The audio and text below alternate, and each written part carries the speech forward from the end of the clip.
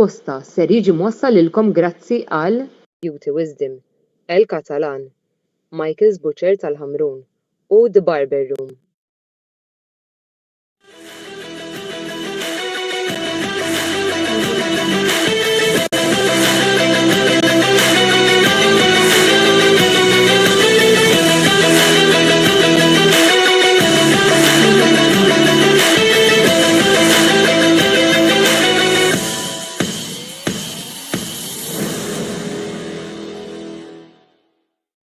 Allora, nistennilkom jagħtikom merħba s-76 edizzjoni mis-sensiela botta u risposta.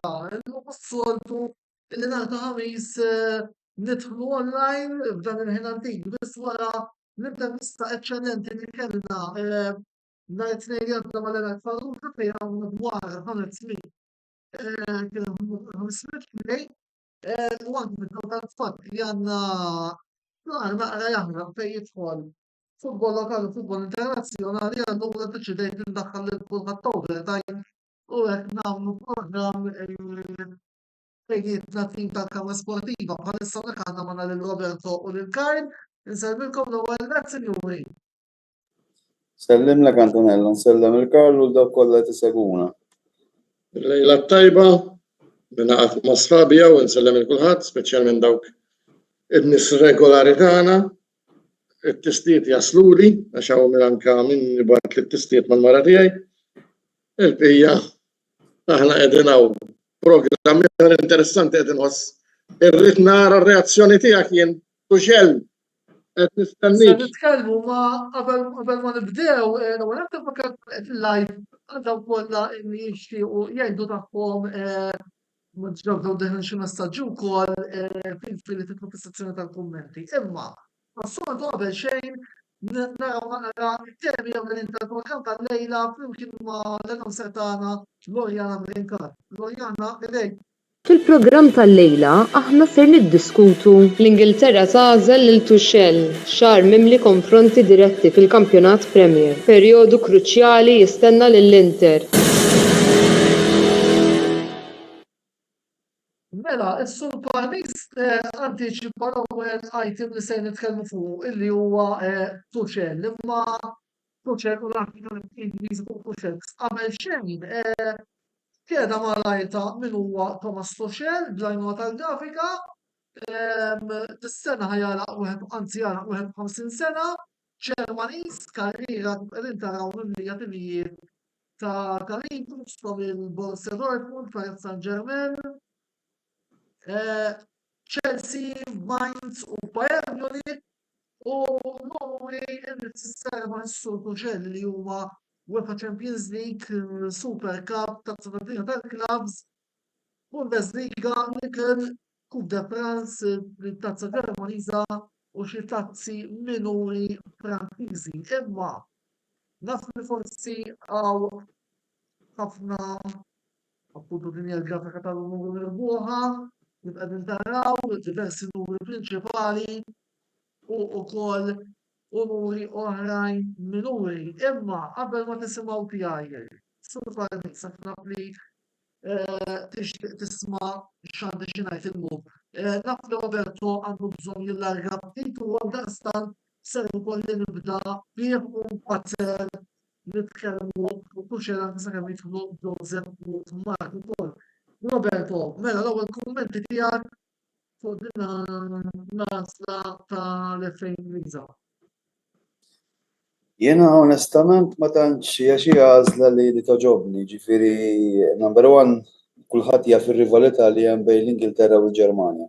Ġifieri l-Ingilterra spiċċaw fil-livell li jridu coach Ġermaniż imexxi t-tim nazzjonali meta daw ovvjament ħolqu l-logħba tal-futbol u għandhom bosta managers Britanniċi li huma ta' livell, ġifieri barra minn hekk naħseb li apparti l-history min-naħa ta' Tuchel għalkemm rebaħ, mhux ħa niġħad is-suċċessi li kiseb fil-karriera tiegħu, però huwa fatt magħruf ukoll li da dejjem spiċċa bit-trouble ma' kull klabb li kien fih.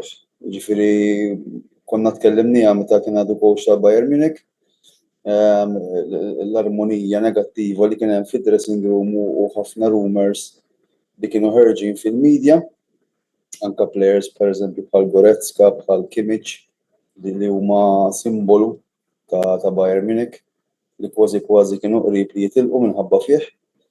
U anka r-rewwix li kellu fid-dressing room. Jiġifieri jekk ħanħarsu lejn l-aspett tattiku naħseb huwa coach li huwa ta' ċertu livell, huwa coach intelligenti, però mbagħad bħala leader fid-dressing room u li jibni relazzjonijiet mal-players, naħseb hemmhekk Tuchel huwa bniedem huwa coach li għandu ħafna nuqqasijiet. Ovvjament, tim nazzjonali huwa differenti milli tmexxi tim ta' klabb. Ġifieri rridu naraw issa fuq livell nazzjonali kemm ħajrnexxi dal-coach. Però jiena kif għedlek jiena ma tantx nemmen li kienet għażla tajba, kien hemm bosta ġifieri li kritikaw din l-għażla u anke speċi saħqu li l-FA Ingliża misset il-qiegħ din l-għażla kemm kif qed l-ewwel ħabba li huwa Ġermaniż u anke l-fatt li kien hemm coaches Brittaniċi li setgħu imlew il-post vakant ta' Gareth Southgate. Jiena onestament ċettiku ħafna, ġifieri kemm diġà beda jitfal il-paroli li jixtieq li jkollhom it-tieni stilla fuq il-flokk u ħafna paroli minn da.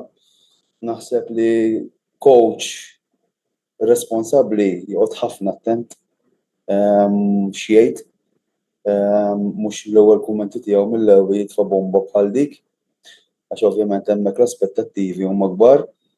Min-naħa l-oħra kulħadd jaf il-livell li għandu tim nazzjonali Ingliż, kulħadd jaf kemm il-futbol Ingliż qed jipproduċi plejers ta' livell. Ġifieri naħseb materjal ħajkollu tajjeb biżżejjed, però onestament jiena xettiku ħafna u naħseb li kienet għażla żbaljata minn tal-FA Ingliża. Jiena personalment ma kontx qed nistenni din l-għażla l-ebda mod, anzi jiena kont qiegħed nippretendi u qed ngħidha b'wiċċi minn quddiem illi jmorru, anzi illi l-coach il-ġdid tal-Ingilterra kellu jkun Pep Guardiola addirittura, imma wara li fil-fatt meta sirt naf l-aħbar li l-Ingliża ħatru Tuchel, jiena qed deċiżjoni maġla. Imma il-bira kont qed nisma' wkoll il-podcast ta' Gary Lineker, podcast li wkoll nirrikomandalkom biex tisimgħu jkunu Gary Lineker, Alan Shearer u Michael Richards li bir-rispett kollu lejn kulħadd naħseb li huma xi ħaġa iktar minn atleta hawnhekk.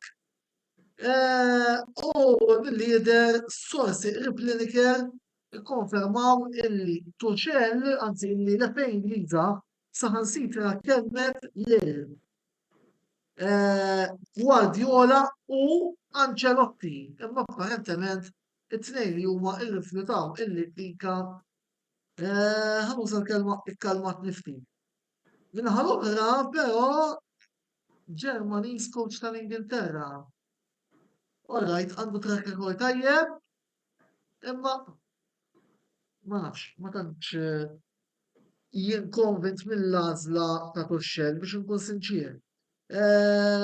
Alternattivi kien hemm, le, ma tantx kien hemm, forsi jadiħaw, forsi għax hija Graham Potter monarka nazzjonal, forsi Brendan Rodgers, ma again, forsi. Jiena wkoll naħseb li Roberto Kajja eżattament kif naħsibha l-FA kellha tagħmel l-għażla iktar kmini din is-sena, imma it-train li support kellha taqbad l-FA qabad titriq lejn Istanbul u ormai naħseb li dik l-opportunità għat-tieni darba tistgħu ngħidu hekk illi ntilfet qed nara l-tajn jitħaq ħa nisimgħu tiegħek issa. Naħseb ku Mourinho ġi mat-tim Ingliż bħala coach, naħseb intom qegħdin ottu. U kontu tiġu 88 u hekk nara anke Roberto jxenger rasu. Għax hekk naħseb iċ-ċira sa fuq il-kejk żgur mhux se jkun Mourinho. Ma naħsibx jiġifieri li Mourinho jiena jasal biex ikun coach tan-nazzjonal speċjalment dak Ingliż. L-iktar li jasal nemmen li jasal mat-tim Portugiż imma l-bqija mal-Ingilterra xejn. Ma nafx għalfejn din l-ossessjoni kollha min-naħa tiegħek biex tara lil Mourinho jilab mal-Ingliżi. Le, biex Nemmen li- ossessjoni, ma biex dik li hija ossessjoni, hija ġast. Tieni ċans. Inti jilek tixtieq il-Mourinho sewwa iktar milli konna rridu l-Kristina ta' fejn aħna meta konna tfal. Ta' jaqbel Roberto qed jitħaraħ. Ilu semmija di Roberto. Le, اسمعني. Karl, qed nidħak għax ovvjament qabbilt il-Mourinho ma' Kristina D'Avena. Issa Kristina D'Avena ġib ħafna memorji ta' tfulija biex Mhux għalhekk. ikun kollox. Però biex naqbes fuq dal-punt hekk nista' naqbes. Mela. Jiena ifhimni, jiena min għadu jixtieq jara l-Mourinho mat-tim tiegħu naħseb u rispett jiġifieri huwa bniedem antikwat u għandu bżonn jagħmel revision ta' dak it-taħsibijiet tiegħu għax illum Mourinho coach skadut għall-aħħar. Ovvjament nifhem l-Antonello li għad għandu mħabba leħ u nostalġija ħabba l-famużi treble u ma nteħx tort, però tajjeb li nfakru li minn dak iż-żmien għaddew 14-il sena. U Mourinho minn dak iż-żmien mhux it-triq tan-niżla qabad wasal fil-qiegħ u tant kemm wasal fil-qiegħ li ħadd ma ridu iżjed u spiċċa jikkowċja t-Turkija. Tajjeb biex ngħidu kollox. Però jiena ifhimni, jiena anke dil ħaġa Guardiola u mhux Guardiola u inti taħseb li Guardiola ħajmur jikkowċja t-tim nazzjonali Ingliż. Laqqas qatt. Right? B'kull rispett, jiġifieri, jekk imur jikkowċja tim Guardiola nazzjonali jkun Spanja li huwa pajjiżu, mhux ħajmur jikkowċja tim nazzjonali Ingliż. Min kienet jittama li Guardiola ħajkun il-coach tim nazzjonali Ingliż, naħseb qed jgħix fi Dreamland. B'kull rispett lejn kulħadd, jiġifieri. Isu aħna noħorġu ma' Monica Bellucci ton hija. Ejja, ftit meta. Il-ħom Karl, il-ħom sabiħ. B'xejn. Isomlok ħajtek eċitanti, però mbagħad jiddependi kemm ikun reali. Fimt, jien nista' noħlom li jkolli nofs Malta tiegħi imma qatt ma tkun. Fimt, jiġifieri il-ħolm huwa sabiħ imma jrid ikun reali biex inkunu għadna kollox. Però all in all, jiena lija sejna m'iniex supporter tal-Ingilterra ġifieri, però jien naħseb li l-għażla li għamlet l-FA Ingliża fiha nfisha hija vot ta' sfiduċja fil-futbol Ingliż. Għalfejn. Jiena Malta nifhem li naħtru coach barrani għalfejn għax forsi m'għandniex il-livell ta' professjonalità li għandhom barra minn Malta, però l-Ingliżi minn miljuni ta' nies mhumiex kapaċi jsibu bniedem adattat biex imexxi l-coach nazzjonali tagħhom, naħseb hemmhekk qed juru vot ta' sfiduċja fil-futbol Ingliż. Kien hemm coaches Ingliżi adattati, Roberto. Tieni ċans Antonello, tieni ċans. Jiena biex nagħmel parentesi, jiena wieħed mill-coaches li kien mudell meta jiena kont nikcoachja kien Brian Clough. Alright? Brian Clough dejjem xtaq, dejjem kellu x-xewqa li jsir coach tat-tim nazzjonali Ingliż. U meta kien qrib ħafna li jkun coach meta l-medja kollha bdew basru li huwa ħajkun il-coach tat-tim nazzjonali Ingliż, kellu l-interviews ukoll, ma ntażilx minħabba l-karattru tiegħu, minħabba li kien bniedem outspoken, minħabba l-kontroversji, eċetera, eċetera. Però ġifi dak iż-żmien l-FA Ingliża kienet tmur għall-aħjar coach li hemm fiċ-ċirkulazzjoni. Issa, biex nkunu għedna kollox, għax inti qed li hemm coach bħalissa, all right. Gareth Southgate, qabel inħatar coach tan-nazzjonal, x'livell ta' kurrikulum kellu? Ma naħsibx li kellu xi kurrikulum żul minn hemm. Issa biex inkunu għedna kollox, ma rebaħ xejn, veru ma rebaħ xejn. Però wasal final tal-Euro. Kien qrib li jirbaħ l-Euro. Għax jiena lija l-Ingliżi huma champions daqs kemm huma champions Italjani bil-penalties. Ma jfissirx inti l-aħjar tim. Tajjeb, ġifieri dil-fatt li smajt ikollu pedigree u curriculum mimli daqs bajda, mhux veru. Coach kapaċi, taħtar coach li iwaslek għas-suċċess u ma jkollux curriculum bħal m'għandu Tuchel. Alright, jiena l-ewwel ħaġa hija l-ideoloġija u l-prinċipju fil-ħsieb. Jiena lija kif qed l-għażla li għamlu l-FA Ingliża, anke l-għajdut li kien hemm fuq Guardiola speċjalment, u kien vot ta' sfiduċja f'dak li qed jipproduċu huma stess. U dan ma ninsewx. L-Ingilterra huwa wieħed mill-iktar pajjiżi rinomati fil-futbol, anke pereżempju coaches Maltin imorru l-Ingilterra jew Coverciano u jagħmlu l-korsijiet biex ovvjament ikollhom iktar ovvjament kwalifika li għandha ċertu valur milli kieku jagħmluha mat-Technical Center ta' Malta. Alright, ġifieri dan huwa vot ta' sfiduċja. Dispjaċini ngħid, daqs li kieku Taljani għall-argument jaħtru coach Ingliż tan-nazzjonal ikunu qed jagħtu vot ta' sfiduċja l-Coverciano li għandhom bokka kbira bih. Alright, ġifieri jien ħanejdlek jiena bħal Eddie Howe kont naraħ ideali imexxi n-nazzjonal. Alright, hemm ħafna plejers żgħażagħ. Ġifieri naħseb li kieku kienet dik l-għażla jew Graham Potter, pereżempju, alright għax kien flop ma' Chelsea, tieħ ċans bniedem, tieħ ċans. Ħanejdlek. Graham Potter minn mal-Brighton għal ma' Chelsea, alright, minn tim bla pressure marma tim mimli pressure. U forsi dak iż-żmien ma kienx tajjeb biex jħandilja dik il-pressure. Alright, ma jfissirx li huwa coach mhux validu. Alright, ma jfissirx li huwa hekk. Ġifieri tittati ċans, m'hemmx għażla oħra, tittati ċans. Sempliċi. Jiena ħanejdlek. Għalfejn pereżempju jekk Tuchel huwa daqstant ta' valur ma marrux għalih il-Ġermanja. Li huwa pajjiżu aħħar mill-aħħar. Issa jekk idu nsemmu l-kurrikulum, Koeman, l-Olanda. Da coach timijiet, rinomati u da ma x'qatt rebaħ xejn. Deschamps x'qatt rebaħ bħala coach.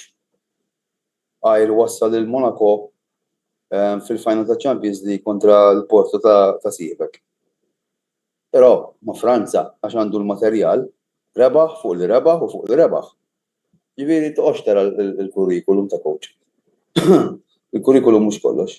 Il-kurrikulum mhux kollox, imma l-Ingilterra waslu f'punt fil-ferma tiegħi fejn ma jistgħux jikkuntentaw bil-finali tal-Euros mitlufa. Waslu f'punt. Ma Antonello Osmani, inti taħseb li l-Ingilterra ma rebħux il-Euro ħabba Southgate?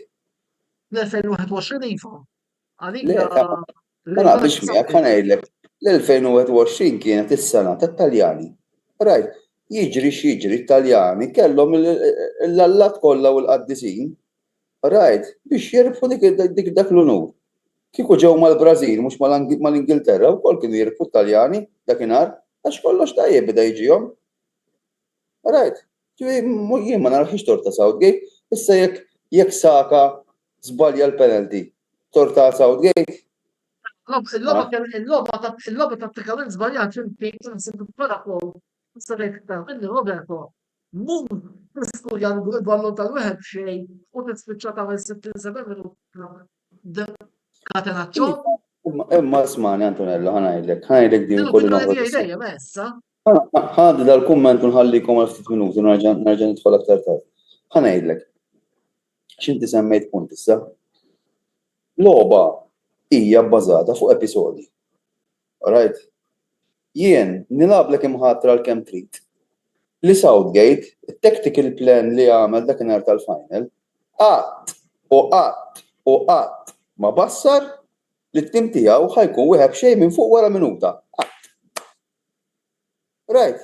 Issa, wieħed xejn wara minuta. Joe Wembley, f'daru, supporters kollha tal-ground kollha jissapportjaw it-tim tiegħu, il-pressure ovvjament żdiedet. Kien jaf l-Italjani għaddej minn vena tajba, allura ma ntex tort li, alright, forsi seta' prova jiskur jattini go, però ma rridx li jagħti spazju l-avversari. Però ngħidlek qatt ma jkun bassar li t-tim tiegħu ħajkun wieħed xejn minn fuq wara minuta. Dik żgur li le. U dik bidlet il-pjani kollha li kellu Southgate għal dik il-logħba. Possibbli. Right? Ġifieri issa tinsiex ukoll il-logħba apparti l-episodji hija deċiża wkoll fuq deċiżjonijiet li jieħdu l-coaches. Right? U bniedem kapaċi finali ma jkunx qed jirraġuna b'tali mod kif jirraġuna f'logħba normali. U dik tħalli effett, però jiena lija Southgate ħadd m'għandu jħares leh min-naħa tat-tim Ingliż blenti negattiva għax tom identità wassalhom f'livelli li kienu ilhom ma jirqu snin twal. Alright, it-trofew ma wasalx, granted. Però xorta għamel affarijiet li la Eriksen ma għamel, la Capello ma għamel. Right? Ġifieri għamel affarijiet li huma pożittivi ħafna. Ġifieri jien dik hija l-opinjoni tiegħi. Jiena ħallikom ftit Antonella u nerġa' nidħol aktar tard. Mela, grazzi Roberto. Roberto se jingħaqad magħna aktar tard, sadattant ukoll naraw xi ftit messaġġi anke ovvjament irridu ukoll neqilbu għal focus oħra relatati mal-futbol Ingliż minħabba li min ma tantx il-ħin ġara. Mela, l-ewwel qed Anthony Ber qed jgħidilna Tuchel diġà paħna ħafna l-opinjoni tiegħi. Voldieri. Għandna mbagħad kumment dominant Tiger li qed tgħidlek kemm tħobb il-Mourinho kaj. U għandna lil Brady Buġejjer qed jgħidilna taħsbu fuq l-idea ta' żewġ coaches tal-Ingliżi. Immexxi Kajsli sal-World Cup, imbagħad kienu jaħdmu mill-Guardiola Tournament. Tazza tad-dinja sabet 140 u euro 24. Naħseb m'hemmx bżonn ta' tactician biex tasal sal-finali. U għandna Mark Cambry li qegħdin nistennew biex jkun minn hawn minn ħina li huwa qed jistaqsi hekk konniex nimmaġinaw il-klopp mal-Ingilterra. Mela, Brady li għandek kienet interessanti u nemmen li bil-kwalità ta' squadra li kien hemm. Jien personali kont lest li nibda l-qualifiers li Kajsli u mbagħad ħalli jidħol Guardiola t-tazza tad-dinja jiġifieri. Kont nimmaġina x'il-klopp mal-Ingilterra, ma kontx ħanejt li Mark. Jew ma kontx ħanejt li hemm. Rajna xi forsi biex iżid xi ħaġa qabel ma mmorru fuq il-Premier li għaliex in-nobsija tal-futbol Ingliż kważi ħarbet ilna. Mela, xtaqt ngħaddi ftit punti. One, kemm hu Mourinho idonju għall-futbol Ingliż. Kieku qed li Mourinho man-nazzjonal Taljan ngħidlek iva. Imma Mourinho man-nazzjonal Ingliż isek qed issemmi l-kurċifiss u x-xita. Għaliex kulħadd jaf li l-futbol Ingliż irrelevanti li ma' kategoriju hekk hux nazzjonali jew klabb hemm il-mentalità attakka, mentri Mourinho huwa iddefendi. Issa. Qedlek Taljan minħabba l-fatt li kulħadd jaf li t-Taljani hemm dik il-logħba tas-safety, hemm dik il-logħba li ħafna tattiċiżmu, il-logħba tal-istennija, storja kbira ta' difensuri, u mbagħad jieħdu il-mument opportun. Mela, jien għalhekk kont ngħidlek tiskantani kif ħriġ b'din l-idea, għaliex Mourinho ma narax jirrifletti il-logħba Ingliża. Mhux għax għandi kontra Mourinho u għax inhu għalkemm jien fl-aħħar ftit xebbani u dejjaqni u qallani biss. Ruma ġab tazza, ma ġabx tazza speċjali, ma ġab tazza. Oħra serqu ilu. Nistgħu ngħidlek? Iva? Jien l-argument tiegħi fuq Mourinho kien dan. Mela, dan kien mal-Porto u mixxejn rebbaħu tazza tal-Champions. Mar ma' Chelsea wara 50 sena rebbaħu il-kampjonat għal darba darbtejn. Mar mal-Inter wara 45 sena rebbaħu il-Champions League. marma Real u wara ħafna żmien rebbaħhom it-tazza tar-Re għalkemm dak kien żmien ukoll id-dominju tal-Barcellona. Reġa' ma' Chelsea u rebaħ il-kampjonat. Marma Manchester United u rebbaħhom it-tazza UEFA għall-ewwel darba fil-istorja tagħhom. Alright, falla l-esperjenza ma' Tottenham, imma mbagħad kif għadek kemm inti ġie huma u rebbaħkom tazza Ewropea wara 60 sena. U jiena fil-sema tiegħi l-aħħar sfida li kienet tfadal Mourinho kienet illi imur coach tal-Ingilterra u jipprova jġib it-tazza tad-dinja wara 60 sena. Għalhekk kont nemmen Minti qed tagħmel bid-dovut rispett lejk. Inti dil-analiżi qed tagħmilha qisha analiżi mhux l-analiżi tal-kombinazzjoni. Hemm differenza bejn tagħmel analiżi li inti qed tara ċerti tattiċiżmu u ċerti affarijiet. Għall-analiżi tal-kombinazzjoni ġew hekk. Biss il-Mourinho li semmejt tal-Porto u l-Mourinho li semmejt tal-Chelsea huwa totalment differenti u tal-Inter huwa totalment differenti minn Mourinho kif sar illum. Jiġifieri illum fimni l-logħba saret ħafna iktar fast, nemmen kif qal Roberto kudan tajjeb ma marx it-Turkija bid-dovut rispett imma qiegħed f'kampjonat Spanjol mat-top jew Taljani top jew inkella Ingliżi top, spiċċa dan mal-Galatasaray, jiġifieri m'hemmx iżżid jew m'hemmx iżżid. Ma tgħidx dan spiċċa ma' xi tim illustri. Jiġifieri iżmien Mourinho tajjeb għamlu għadda missa daqshekk. Pereżempju jiena coach li nara mal-Ingliżi u naraħ jixraq kemm mal-istil tiegħu, kemm mal-filosofija tiegħu, kemm mal-mod kif jiddisponi mill-players, naħseb jien huwa Taljan De Zerbi. Naħseb kellek titfa' coach bħal De Zerbi l-Ingilterra mat-tim nazzjonali ngħidlek jaqtaw figura tajba. Imma De Zerbi għandha kontra, inti tażmel milli kien hemm available. Ifhimni, kien hemm sitwazzjonijiet fejn jekk ikunu jridu bniedem u jagħmlu fih iħallsu l-penali. Ta' Guardiola qatt ma mmaġinajt li ħajmur mat-tim nazzjonali Ingliż meta dan Dumperu jimbotta daqsxejn ir-rota u jdur waħdu. Imma din aħħar sena tiegħu hemm Manchester City. Jiġifieri għalhekk qed nemmen li Imma nemmen li jiena fimni jerġgħu jġeddulu m'għandhomx għalfejn. Li jiddependi kemm għandu aptit jibqgħu jew iva jew le. Dik. Klopp definitely u bdew jistressjaw il-Liverpool aħseb wara kien imur mal-Ingliżi kemm kienu jistressjaw iktar. Ifhimni, il-bqija Tuchel għandu il-karattru partikolari. Jekk se jkun suċċess, dik għaxxa magħluqa, nemmen li l-Ingliżi ma ħajtihom identità ta' futbol u wieħed irid jara li ħaġa li ma naqbix miegħu li kif qal Roberto u xi nies oħrajn dan diġà għamel tella ċerti aspettattivi, ċerta ħajb u tella daqsxejn pressjoni. U kif nafu meta inti jkollok ċerta pressjoni, you don't perform. Jiġifieri ifhimni. Issa kif rajna, coach jagħmel differenza anke Malta l-aħħar logħba li labna il-coach kien katalist fir-rebħa li rebħet Malta, jiġifieri coach huwa xi ħaġa importanti u fundamentali ġodin. Issa naraw.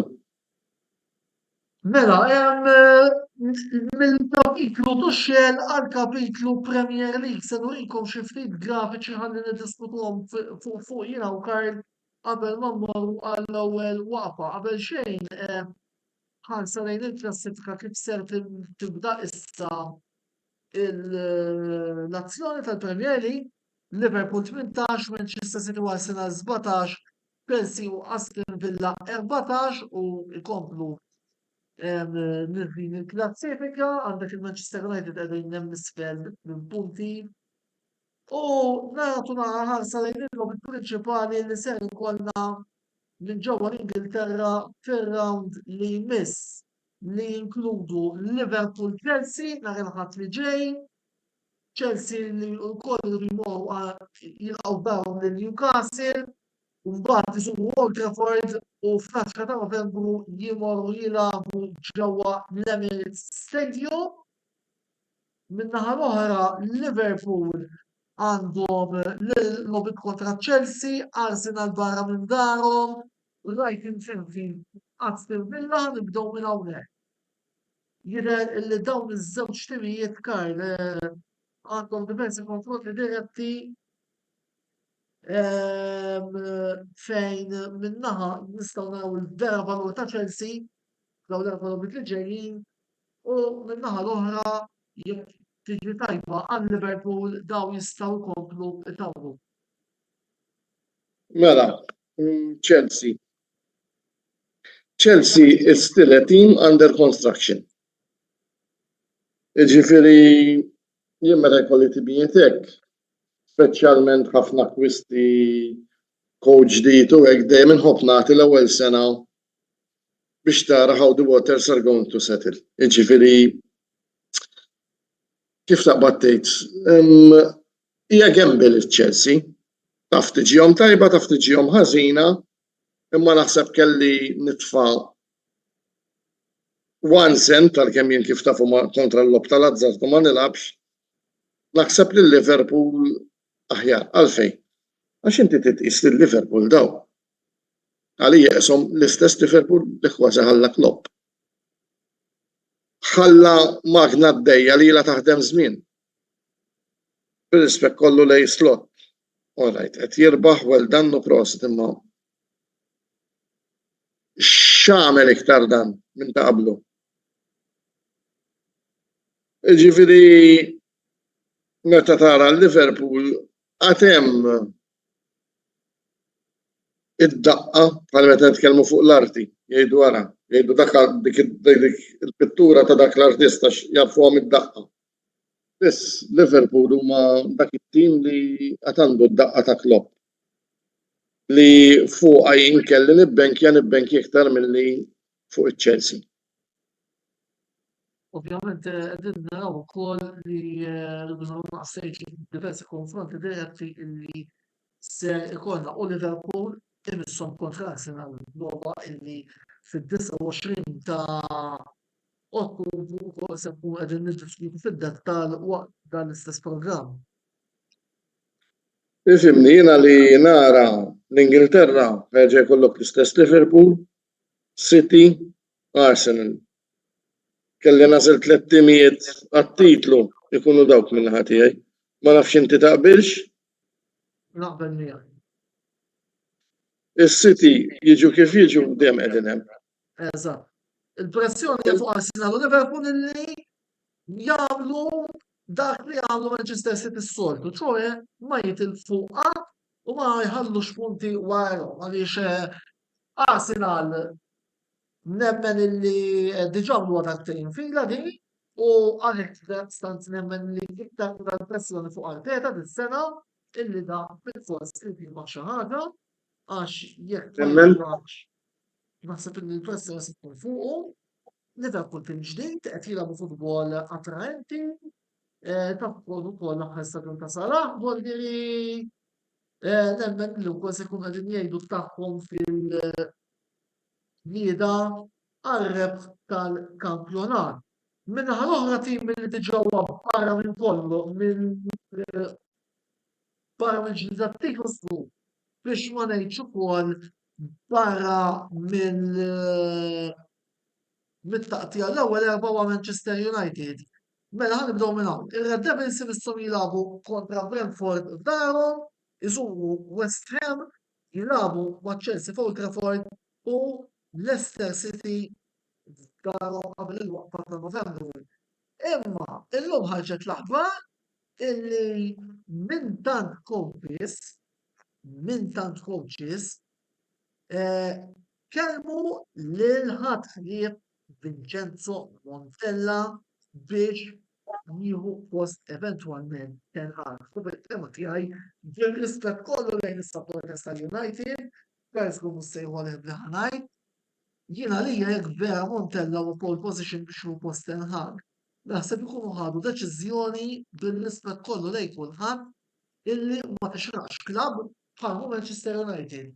Montella kellu xorti daħal Ewropa League bil-Milan, aħseb wara bil-Manchester United. Mela, x'ġaralhom il-United? Apparti, skuża kaj, apparti Ma nqultax. kellek titkaċċin Ten Hag, kellek titkaċċin issa. Kif għadna fil-waqfa tul. Mela, x'ġaralhom il-United? Il-każ Pirandellian ġieli smajt bih Il-każ Pirandellian. Pirandello kien famuż kittieb. Mela dan jitkellem fuq il-każ. Il-każ hu li United spiċċaw belew il-kanna Ten Hag. Għala għasfaw vittmi permezz tar-rebħa tal-FA Cup. U dan minkejja staġun medjokri b'dik ir-rebħa sallabhom. Taqbel miegħi? Ifimni, teknikament hekk ġiet, jew teknikament hekk ġiet, ħanejdu hekk. Jiġifieri daw il-United hija sitwazzjoni ta' ġid. Imma ġabitilhom in the long run Deni. Deni għalfej għax bir-rispett kollu il-United ilhom ma jkunu tim mhux ħażin, issa żmien mhux ħażin, tgħidlix għax rebħu it-tazza UEFA b'Mourinho għax saħansitra l-istess Mourinho meta kien the helm tal-Manchester United diġà kien beda jikkomplejnja li organiku m'hemmx. Issa dawk li għandhom ta' daqsi 46 u anke bħalek li inti ftit iżgħar, dejjem niftakru li l-organiku tal-United dejjem kien wieħed on top. Issa, il-qawwa tal-United li kien ikollhom dak l-organiku spiċċat. Illum l-organiku qawwijant minn qiegħed. Bla dubju ta' xejn qiegħed Anti-City u nies li kienu fil-passat fi żmien United kienu qawwija ma daw ma kienu jagħtu xejn u ma' Liverpool illum naraw li l-organiku tal-Liverpool huwa ferm aħjar minn tal-United u l-Arsenal li kultant jiġu jmorru. Il-bqija Chelsea. Il-Chelsea għall-ħars ikun lok xi ħadd jiġi minnek u tistidunhom għal tiġ. Il-players għax joħdulek sala waħedhom. Jiġifieri issa rigward Montella. Bid-dovut rispett li l-United jekk dawn qed jasbu li ħejħdu l-Montella jagħmlu xi ħaġa, issa aħna dejjem opinjonisti ġifieri. Kun sew naqraw il-futur għax kieku nara kif ħanġib in-numri tal-ħadd. Jitilgħu l-erba' biex inkun nista' nerbaħ, imma opinjoni tiegħi jekk daw ħajimmiraw għall-Montella naħseb ħajimmiraw ikraħ. Għalija l-United kellhom jimmiraw kif kien taw Tuchel, naħseb aħjar immiraw għalih. Issa kien hemm min qed jittama f'Zidane. Imma Zidane għandu nikleju għax li mhux billi toqgħod issemmi il-coach sta. Ġiddi ħafna paroli fil-vojt, ħafna ħolm, ħafna fantasija, ħafna hekk. Għalkemm il-coach jindika inti daw min ser figra mhux il-plejer. Is-sinti ma rajtx jagħmlu l-De Rossi. Jekk il-plejer jgħidlek le, il-plejer sik mandaw ta' dan illum għandek bunch of millionaires, ħafna minnhom, jgħidlek u hija Antonello ma jlabniex jippurtani. Għandi l-fama, għandi l-nejn, pup, ma qdejtniex Antonello, ħammur mal-iskwadra ta' Brady. Ma qdinix Brady, ħammur mal-iskwadra ta' Brian. Ma qdinix Brian, ħammur mal-iskwadra ta' Carl. Illum dak il-futbol ta' il-futbol ma mhux il-futbol kif nafu ħahna. Anzi aħna laki.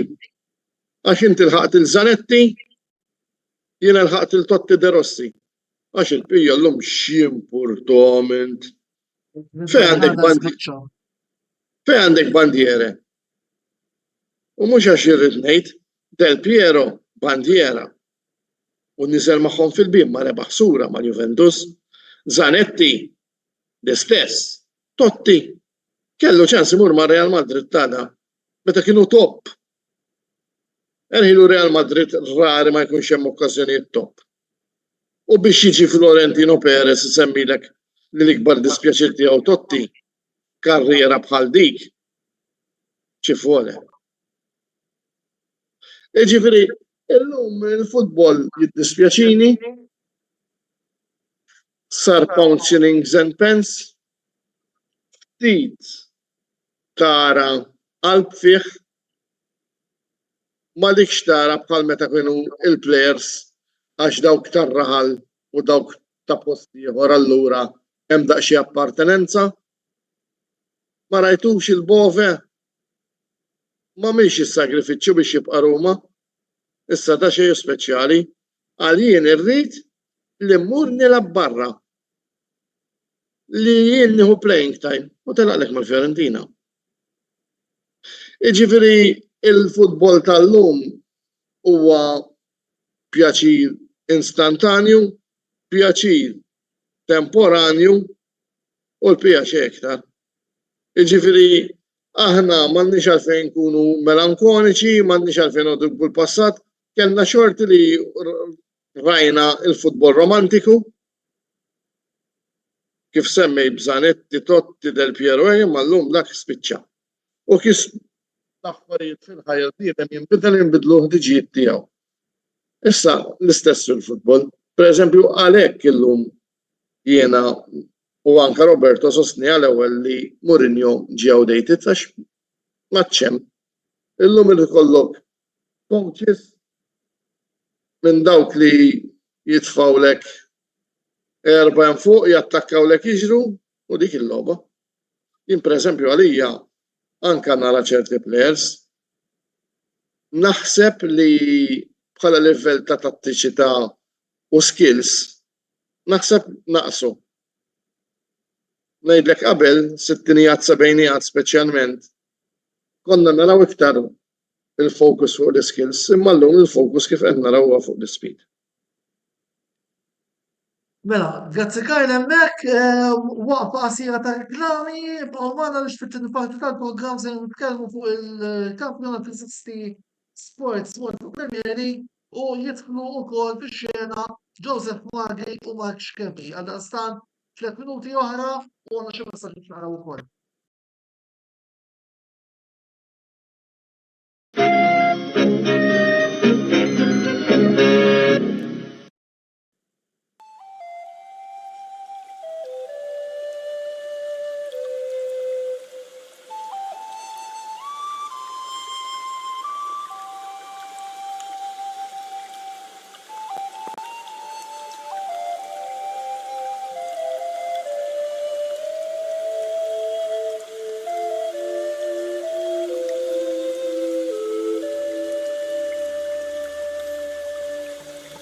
Beauty Wisdom tal-Fgura għall-aħjar prodotti u servizzi ta' sbuħija.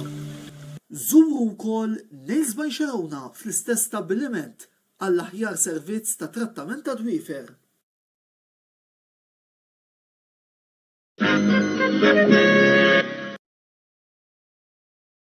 Wasal eluq żmien ommok, missierek, jew xi ħadd minn tal-familja, għandek xi okkażjoni jew xi attività mal-ħbieb u trid issib restorant tajjeb b'ikel ġenwin u prezzijiet qalbu ta' kulħadd? Post wieħed għandek issib El-Katalan tax-Xajra fejn issib għażla vasta ta' pizza, pasta, grills u għaġin f'atmosfera b'element familjari. Għal bookings ċempel fuq 21 800 997 jew żur is-sit tagħna Għal iżjed informazzjoni, El Catalana, ir-ristorant għalik.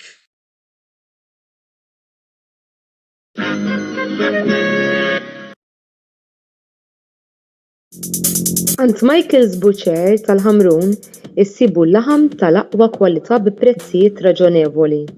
Nippreparaw ukoll homemade għal barbecues, festini u ikliet bħal burgers, braġoli, kebabs, laħam mimli, diversi kwalitajiet ta' salsett u ħafna aktar. Ikollna wkoll fnik ta' Malta, friski u laħam ta' żiemel. Żuru l-ħanut tagħna li jinsab f'Misraħ is-7 ta' Ġunju 1919 fil-Ħamrun fejn kien hemm qabel il-ħanut tal-Women 2000 u taraw bajnejkom li hemm ħadd aqwa minn Michael's Butcher tal-Ħamrun. Għal iżjed informazzjoni, żuru l-paġna tagħna ta' Facebook fuq Michael's Butcher il-Ħamrun jew ċemplu 2124 8651 jew 7904 7220.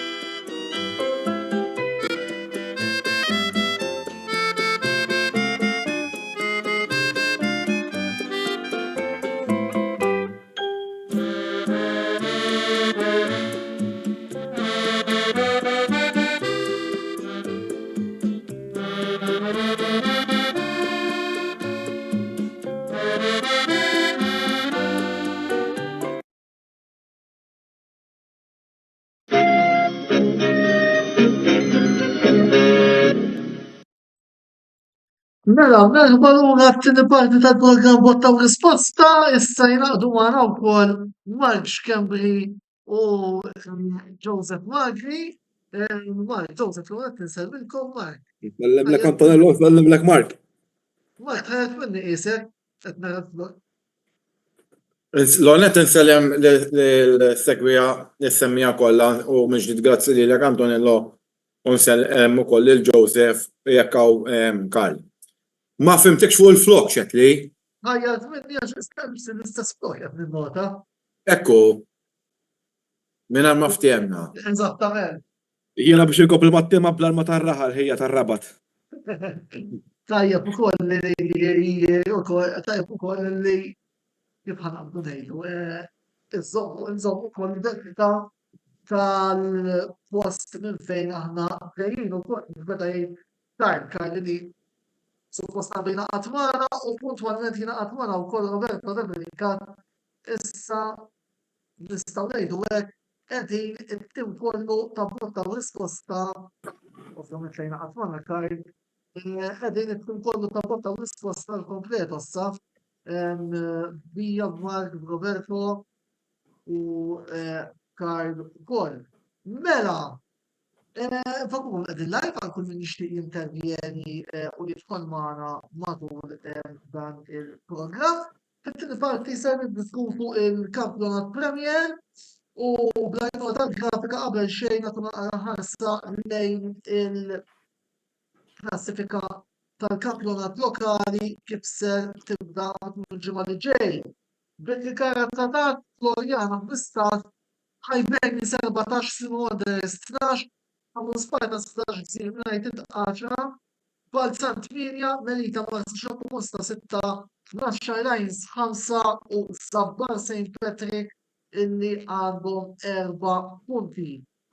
U dan se jkun nistgħu ngħidu hekk lat konklussi tal-ewwel fażi tal-kampjonat 60 Sports Malta Premier fejn se naraw diversi konfronti interessantissimi kif ukoll se naraw fl-għajnuna tal-grafika meta niddiskutu ċertu timijiet partikolari qabel xejn. Speċjalment Mark u Karl illi ta' spiss nkunu fl-imkien il-ground. Excited ċejja dan l-aħħar lot tal-obit li għandna minn Malta? Jekk trid nibdejn. Il-kampjonat qed jisvolġu fuqet mill-iktar interessanti.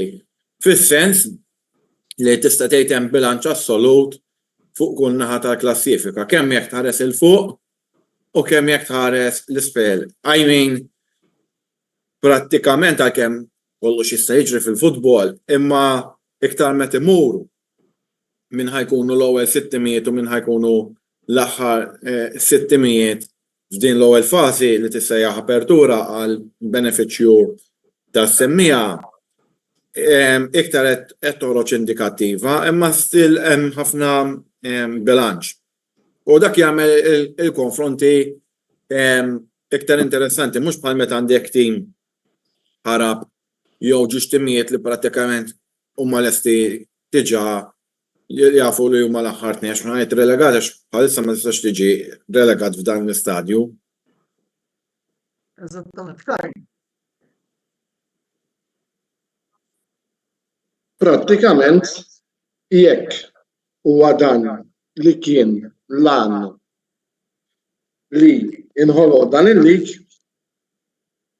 biex ikun hemm bilanċ u ma jkunx hemm distak, mela wieħed jista' jgħid li s'issa għax s'issa aħna nistgħu nitkellmu l-għan intlaħaq.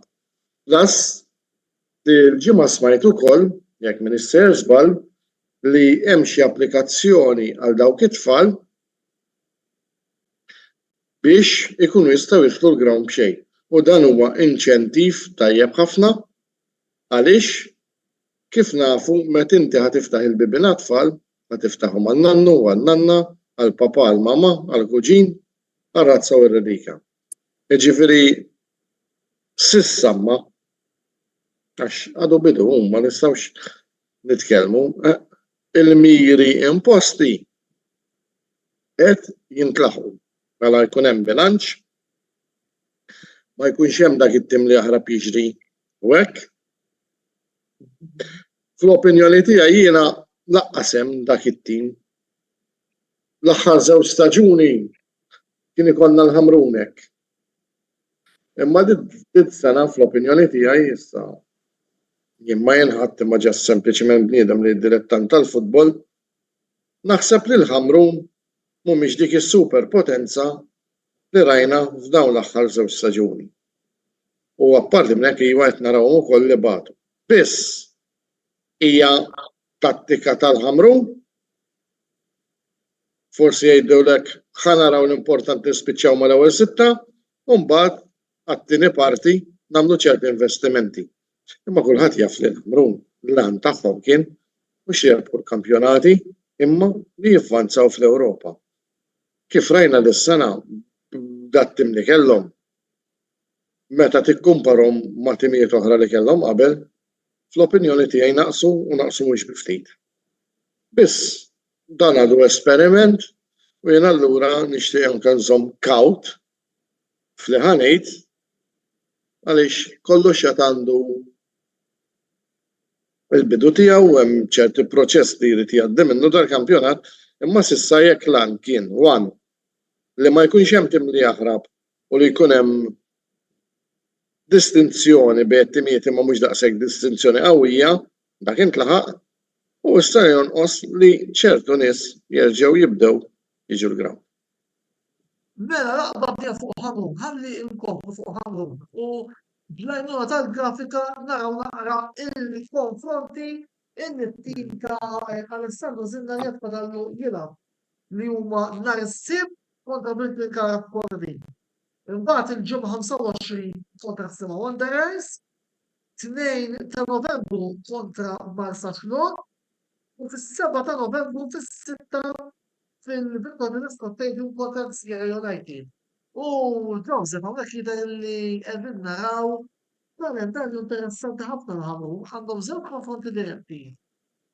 U nazzarda ngħid jafu jkunu ħanuża l-kelma l-imħalfin għal min ser ikun is-sitti bejn nazzarda ngħid Marsa Xlot u l-Gżira, minn li qegħdin naraw.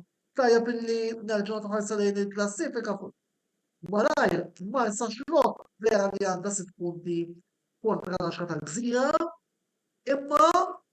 imma tajjeb infakru illi Marsa Xlot bidlu l-kod u kamilhom li bidlu l-kod rabbu 2 minn 2. Barra minn hekk barra minn hekk ukoll jidher li għandhom progressi sodisfaċenti ħafna s'issa tintensa potenza, imma Joseph għandisma' tiegħek fuq il-kampjonat ta' ħamru u għalfejn imbagħad forsi ta' ħamru Roberto u forsi wkoll mill-pen li jgħid tiegħu. Mela, ħanibda fuq il-partita ta' sibt bej Ħamrun u Birkirkara u mbagħad ħanitkellem partita tal-ġimgħa ta' wara Ħamrun u Marsa Xlokk. Mela s'issa naħseb kollha kemm aħna jaqblu inkluż sħabi li hawnhekk illi Birkirkara kienu l-aħjar tim s'issa mill-ewwel round. Jiġifieri lagħbu bi grinta, ġabu r-riżultati ġew. Min-naħa ta' Ħamrun jiena ma naħseb mhix ħaġa diffiċli biex wieħed jinduna illi naħseb maħniex qed naraw il-Ħamrun tal-istaġun illi għadda, m'hemmx dik iċ-ċertu grinta, m'hemmx dik iċ-ċertu ħeġġa, m'hemmx dak il-lob sabiħ li kien hemm fi żmien Żawri jista' jkun illi forsi il-plejers għadhom ma bnewx dik it-tip konfidenza mal-coach, però dik mhux ħanidħol fiha.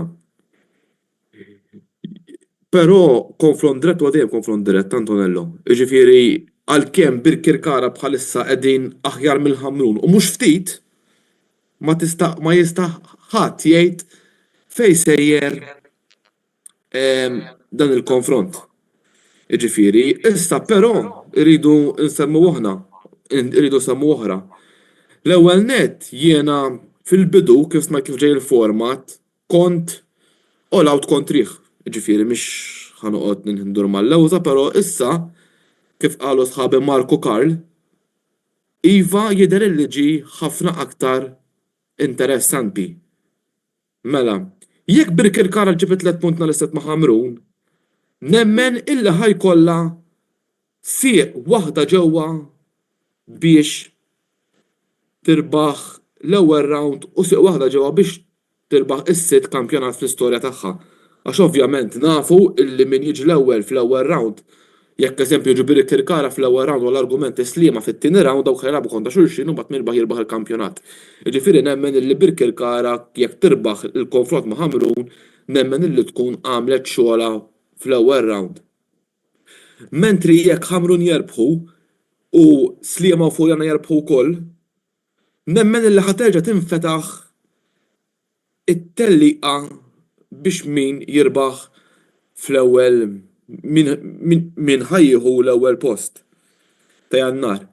Rigward Marsa Xlokk kif qed tajjeb inti, kulħadd jiesu fil-bidu kien qalbu maqtuwa, kien hemm min ġa qatal kundanna li ħajerġgħu jiġu relegati fiċ-Challenge League. Però mindu tmur fidejh Enzo Potenza rajna kambjament kbir. Kien hemm ukoll min qal jiena wkoll ħankun onest kelli d-dubji tiegħi wara l-esperjenza kera li kellha sena l-oħra ma' Valletta. Ma' Valletta kulħadd qal li Marsa Xlokk għamlu żball, però jidher li Enzo Potenza ma damx biex sab saqajh. Issa ovvjament naħseb s'issa Ħamrun huma l-iktar logħba huma l-iktar tim jibes li ħajaffaċċjaw Marsa Xlokk. Jiġifieri naħseb dak huwa it-test, da ħajkun naħseb l-ewwel test ta' Enzo Potenza fit-tmum ta' Marsa Xlokk. Jiġifieri kollox għadu miftuħ, jiġifieri però nemmen jekk Birkirkara jerbħu nhar is-sibt illi ġej, nemmen illi naħseb ħajkunu għamlu xogħolhom fl-ewwel round. Roberto, il-kalendarju ta' Ħamrun. Kemm taħseb jistgħu jkunu punti? Ma ninsewx ħaġa qabel ta' ngħidu. Ħamrun għamlu dan ir-round ukoll mingħajr żewġ pedini validi bħal huma Steve Borch u Emerson Marcellina għalkemm għandhom żagħżugħ interessanti fi Sven Xerri li milli seta' irreplejsu tajjeb. Biss ħadd nisimgħu il-kumment ta' Roberto qabel ma nisuq ieħor. Naħseb li Ħamrun huwa ta' diżappunt s'issa fil-istaġun kemm fl-Ewropa. Ovvjament il-paroli li jingħad ovvjament ħoloq ċertu aspettattivi li ma ntlaħqux għal diversi raġunijiet u dan id-diżappunt kompla jespandi aktar fil-kampjonat. Issa ovvjament is-sena l-oħra ħamlu rebħu l-kampjonat, allura ovvjament they are the team to beat. Però dis-sena kif qal tajjeb sieħbi Joseph mhumiex fuq l-istess binari li kienu fl-istaġun li għadda u hemm diversi raġuni tal-fejn. Smajt li sħabi jitkellmu, ovvjament semmew ħafna l-format l-ġdid tal-kampjonat, jiena nistaqsi imma dal-bilanċ huwa riżultat tal-format l-ġdid jew huwa riżultat li t-timijiet huma aktar pareġġ dak li huwa livell allura hemm ċertu bilanċ għax jien ma naħsibx li f'dawn l-ewwel xhur tal-format l-ġdid fl-aħħar mill-aħħar ma nbidel xejn s'issa, fis-sens qed jilagħbu kontra xulxin u ma naħsibx li huwa riżultat tal-format l-ġdid, jiġifieri naħseb huwa aktar il-livell tat-timijiet qiegħed fuq l-istess binari. Però biex immur lura għal-Ħamrun Spartans jiena xettiku ħafna fuq il-kapaċitajiet tal-coach. Naħseb Ħamrun l-għażliet li għamlu tal-coach they are to be considered, onestament. Ma jfissirx li għax coach kien parti mit-technical center tal-MFA ifisser li dan huwa kapaċi imexxi tim ta' klabb u joħloq ċertu lob bil-plejers li jkollu d-dispożizzjoni tiegħu u jġib ċertu riżultati. Jiġifieri naħseb hemmhekk hemm ħafna mistoqsijiet xi jiġu mwieġba min-naħa tal-Spartans. Ovvjament il-fatt li għandhom ċertu persuna bħala fit-tmum tal-klabb ħoloq aspettattivi naħseb li they went beyond biex jkunu realistiċi.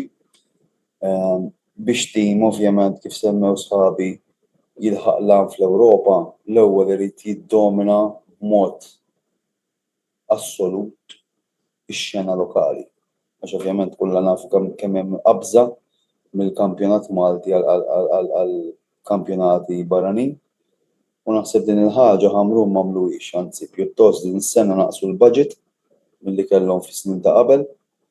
Ovvjament dan ġie rifless kemm fir-riżultati li kisbu fl-Ewropa u kemm fir-riżultati li qed jiksbu din is-sena fil-kampjonat. Bħalma semma Joseph huwa konfront dirett jista' jmur kull naħa. Nemmen li jekk Ħamrun jirpu din l-logħba kapaċi tkun dik li Italjani jsejħu la svolta fl-istaġun tagħhom u forsi minn hemmhekk l-affarijiet jinbidlu għal xejra aktar pożittiva. Però mbagħad min-naħa l-oħra naħseb li jekk ħajkun hemm telfa f'dan il-konfront dirett hemmhekk kapaċi tkun daqqa mortali għall-aspettattivi tal-Ħamruniżi għall-kumplament tal-istaġun. Ġifieri din hija logħba għall-inqas min-naħa tal-Ħamrun naħseb li hija logħba do or die għall-kumplament tal-istaġun għalkemm l-istaġun għadu kmieni, però moralment naħseb li din ħataffettwa ħafna l-andament tal-istaġun li fadal għal-Ħamrun. Ġifieri naħseb li l-pressure hija aktar fuq Ħamrun milli fuq Birkirkara. Birkirkara kellhom bidu pożittiv ħafna s'issa. Naħseb qed juru li huma l-aħjar tim li hemm għall-inqas fil-preżent. Ovvjament kollox jista' jinbidel anke b'xi bidliet li għamlu t-timijiet fis-suq ta' trasferiment ta' Jannar. Però jiena ma naqbilx onestament li kif qed l-ewwel li l-klassifika qiegħda kif qiegħda għax inbidel il-format. Din l-evalwazzjoni tissir meta dal-kampjonat jispiċċa. Hemmhekk inkunu nafu jekk il-format ħalli xi riżultati mixtieqa jew le. Ġifieri issa għadu prematur li wieħed jevalwa x'effett ħalla l-format l-ġdid. Għax ovvjament kif jispiċċa il-fażi tal-kampjonat u tibda l-fażi l-oħra mbagħad hemmhekk l-affarijiet kapaċi jinbidlu u nibdew nitkellmu b'mod differenti.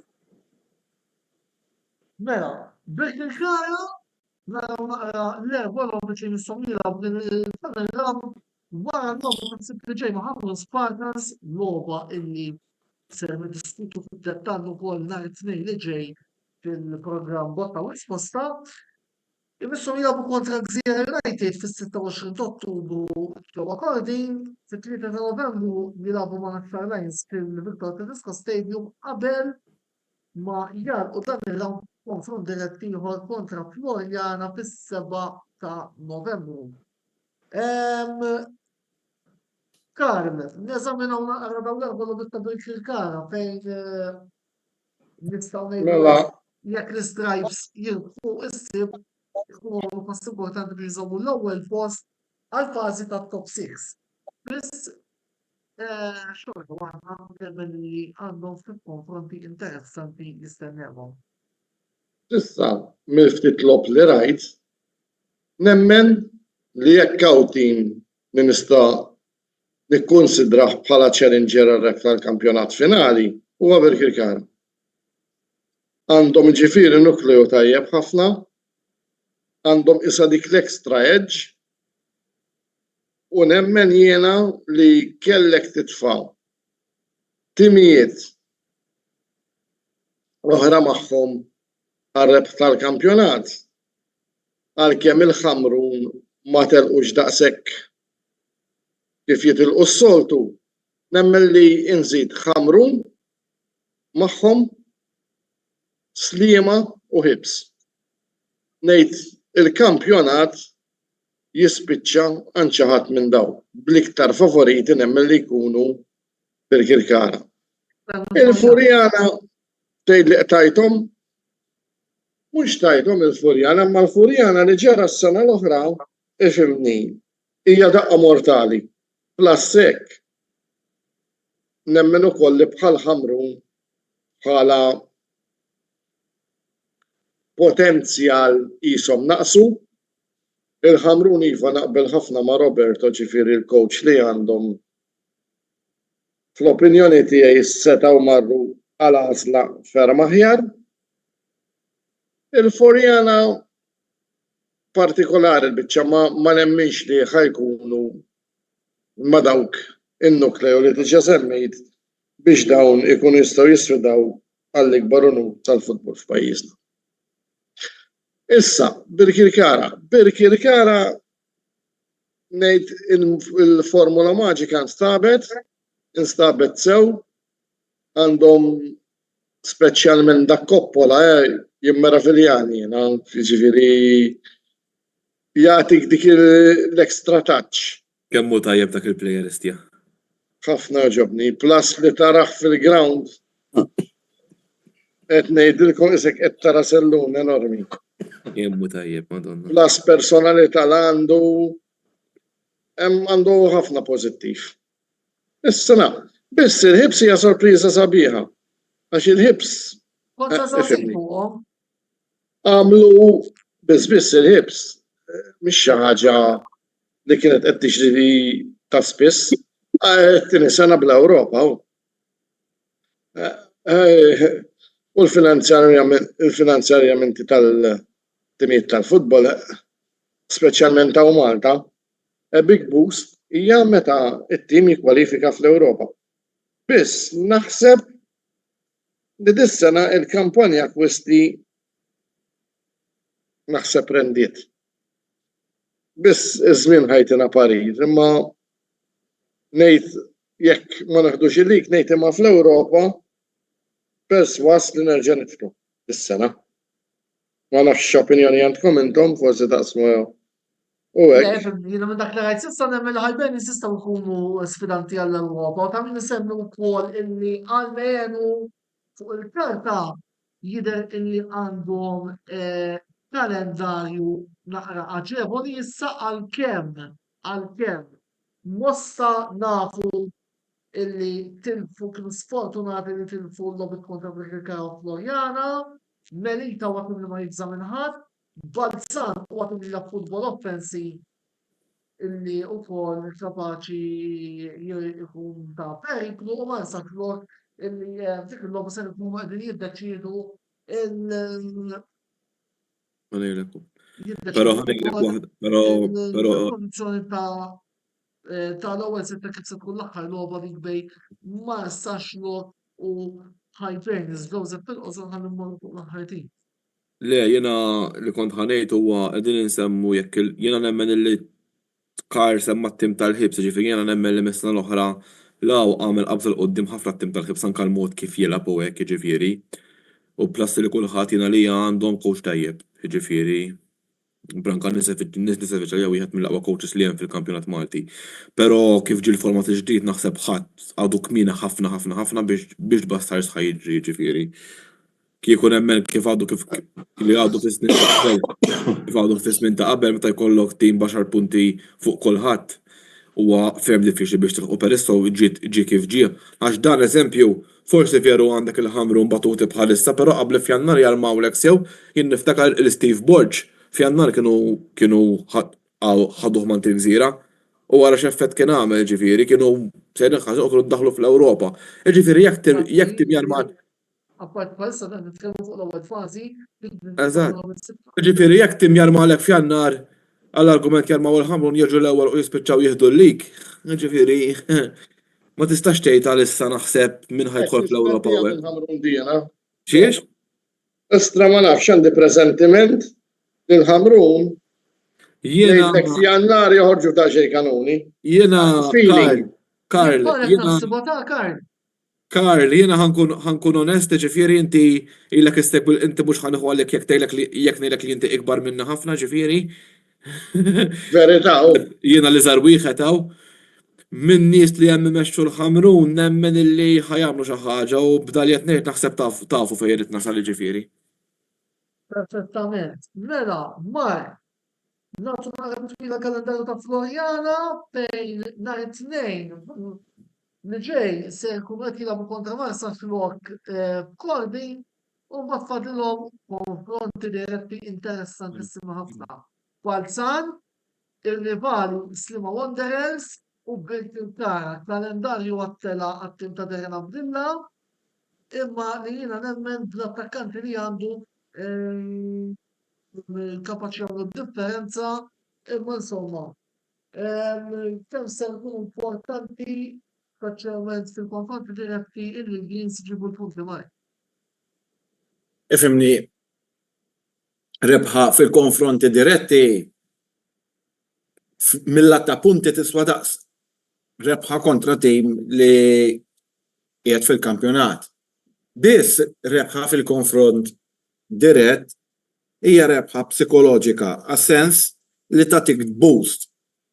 Issa veru tista' taħdem bil-maqlub ukoll li jekk ikun imissek il-logħba ta' wara ma timiżel forsi toħroġ naqra iktar rilassata xtejt u iewa rbagħat minnu daqsi għajar minni.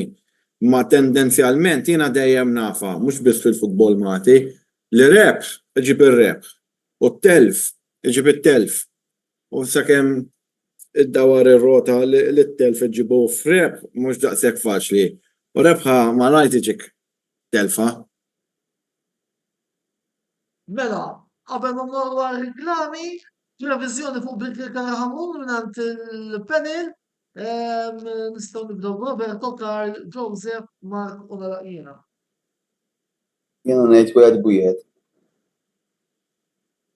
Jien ngħid rebħa bil-Kilkara. Rebħa bil-Kilkara jien naħseb. Naħseb rebħa skor minimu bil-Kilkara. Eżatt, skor minimu. Jekk it-temp jippermetti għax il-ħamin il-sibt il-semja x-xita ta' minnijiet ukoll, jiena naħseb li naraw logħba ta' draw. Voldiri, ħammura r-riżultat. Antonello, jekk ifallu bil-Kilkara jiena inti għandna birra ma' sħabna kollha kemm huma tajjeb hekk. Mhux problema. Għandna previżjonijiet għax nagħmlu fit-tielet parti. Però qabel ma nagħlqu ħansemmu punt, naħseb ħaġa illi rajt jiena li meta ħamru da season jiena u Roberto qbilna perfettament illi ħamru mhux jagħtu il-prestazzjonijiet tas-season ta' qabel. Naħseb ħaġa oħra li qed ninnota u nafx jekk taqblux miegħi hija illi meta ħamrun jaqaraw gowl qisha spiċċat id-dinja qishom mhux ikollhom dik ir-reaction biex idawru l-logħba. Tajjeb wisq. Mela, se mmorru għal waqfa qasira ta' riklami, grazzi Roberto illi ingħaqad ma' dan il-programm tal-lejla. Roberto li se nagħmlu nhar it-tnejn, it-tnejn ħanitkellmu wkoll fuq bil-Kilkara ħamrun, tibqgħu magħna ila li wara dil-waqfa ta' riklami u ħanitkellmu fuq il-futbol Taljan. Tibqgħu magħna 3 minuti waqfa għal waqt intom magħhom nerġgħu.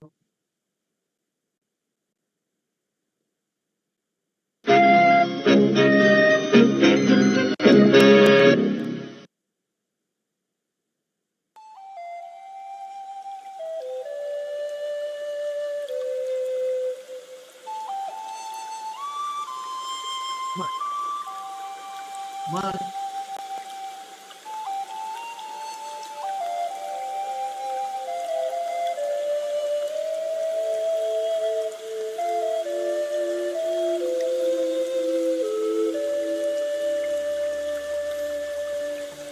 Beauty Wisdom tal-Fgura għall-aħjar prodotti u servizzi ta' żburija.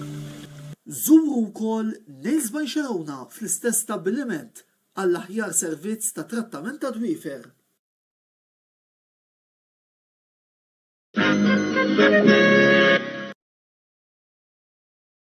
Wasal eluq żmien ommok, missierek, jew xi ħadd minn tal-familja, għandek xi okkażjoni jew xi attività mal-ħbieb u trid issib restorant tajjeb b'ikel ġenwin u prezzijiet qalbut ta' kulħadd?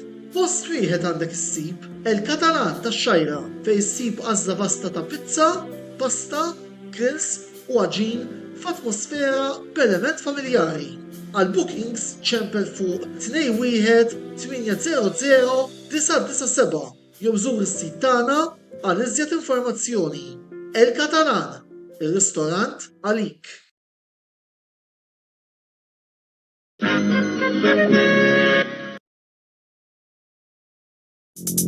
Ant Michael's Butcher tal-Ħamrun issibu l-laħam tal-aqwa kwalità bi prezzijiet raġonevoli. Nippreparaw ukoll homemade għal barbecues, festini u ikliet bħal burgers, braġoli, kebabs, laħam mimli, diversi kwalitajiet ta' salsett u ħafna aktar. Ikollna wkoll fnik ta' Malta, friski u laħam ta' żiemel. Żuru l-ħanut tagħna li jinsab f'Misraħ is-7 ta' Ġunju 1919 fil-Ħamrun fejn kien hemm qabel il-ħanut tal-Women 2000 u taraw bajnejkom li hemm ħadd aqwa minn Michael's Butcher tal-Ħamrun.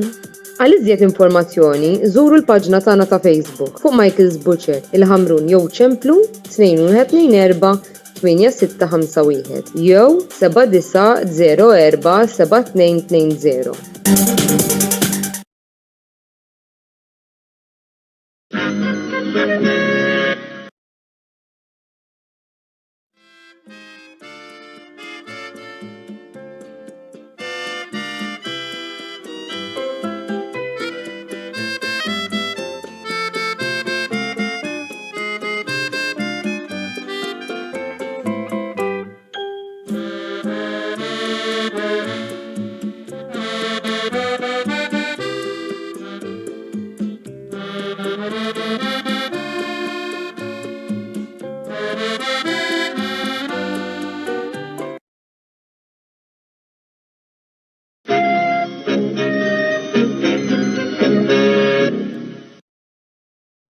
Mela, meħbaluna t-tielet u l-aħħar parti tal-programm botta u risposta fejn il-lejla nistgħu nidwek it-tim ta' dan il-programm. Għatjom il-programm speċjali daħħaltilkom ħadd-overtime biex niddiskutu dan ix-xahar jaħra illi għandna ta' logħbiet ġewwa fil-kampjonat prinċipali illi insegwu aħna fuq din il-faċċa fejn jidħol futbol u semmejna xaġa fuq il-Lig Ingliż, kellim fuq il-Kampjonat Premier u issa se niddiskutu s-Serje A. U kif hemm dik naqżaru ħasil l-ewwel darba bħala panel se nkunu qegħdin nitkellmu darba li aħna fuq is-Serje A. Nibdew bil-klassifika l-ewwel. Napoli 16, Inter 14, Juventus Lazio Udinese 13, Milan Torino 11, Atalanta Roma Empoli u Fiorentina 10, Verona 9, Bologna Como 8, Parma Cagliari 6, Lecce Genova 5, Monza u Venezia 4. Fakkarkom ukoll li qed il-live mhix jintervjeni għandna sezzjoni dokumenti miftuħa. Dan nisimgħu wkoll messaġġ li għadda Brady Linkard fejn għandek proset dan ispjega li għamil fuq ir-rwol tal-kod l-ewwel parti tal-programm qegħdin ngħidu. Imma niġu biex nitkellmu fuq it-tema prinċipali ta' dan ix-xahar fejn idħol is-Serje A. Ġejxa diversi logħbiet kruċjali għat-tim tal-Inter. Fejn naraw l-għajnuna tal-grafika, Roma u Juventus fi spazju ta' ġimgħa, Empoli, Venezia f'San Siro, u nagħlqu bil-konfront Inter-Napoli. Prattikament l-Inter hawnhekk l-aqwa ser ikunu qed jilagħbu kif jgħidu Taljani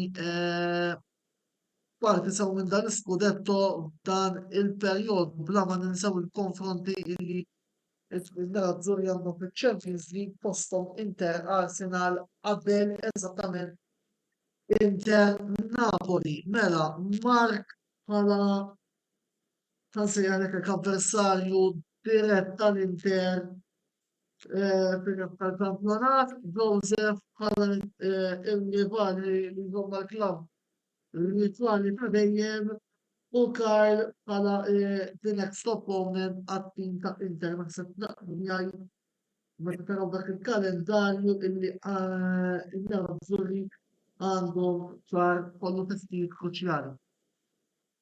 Nistessa l-għafarines.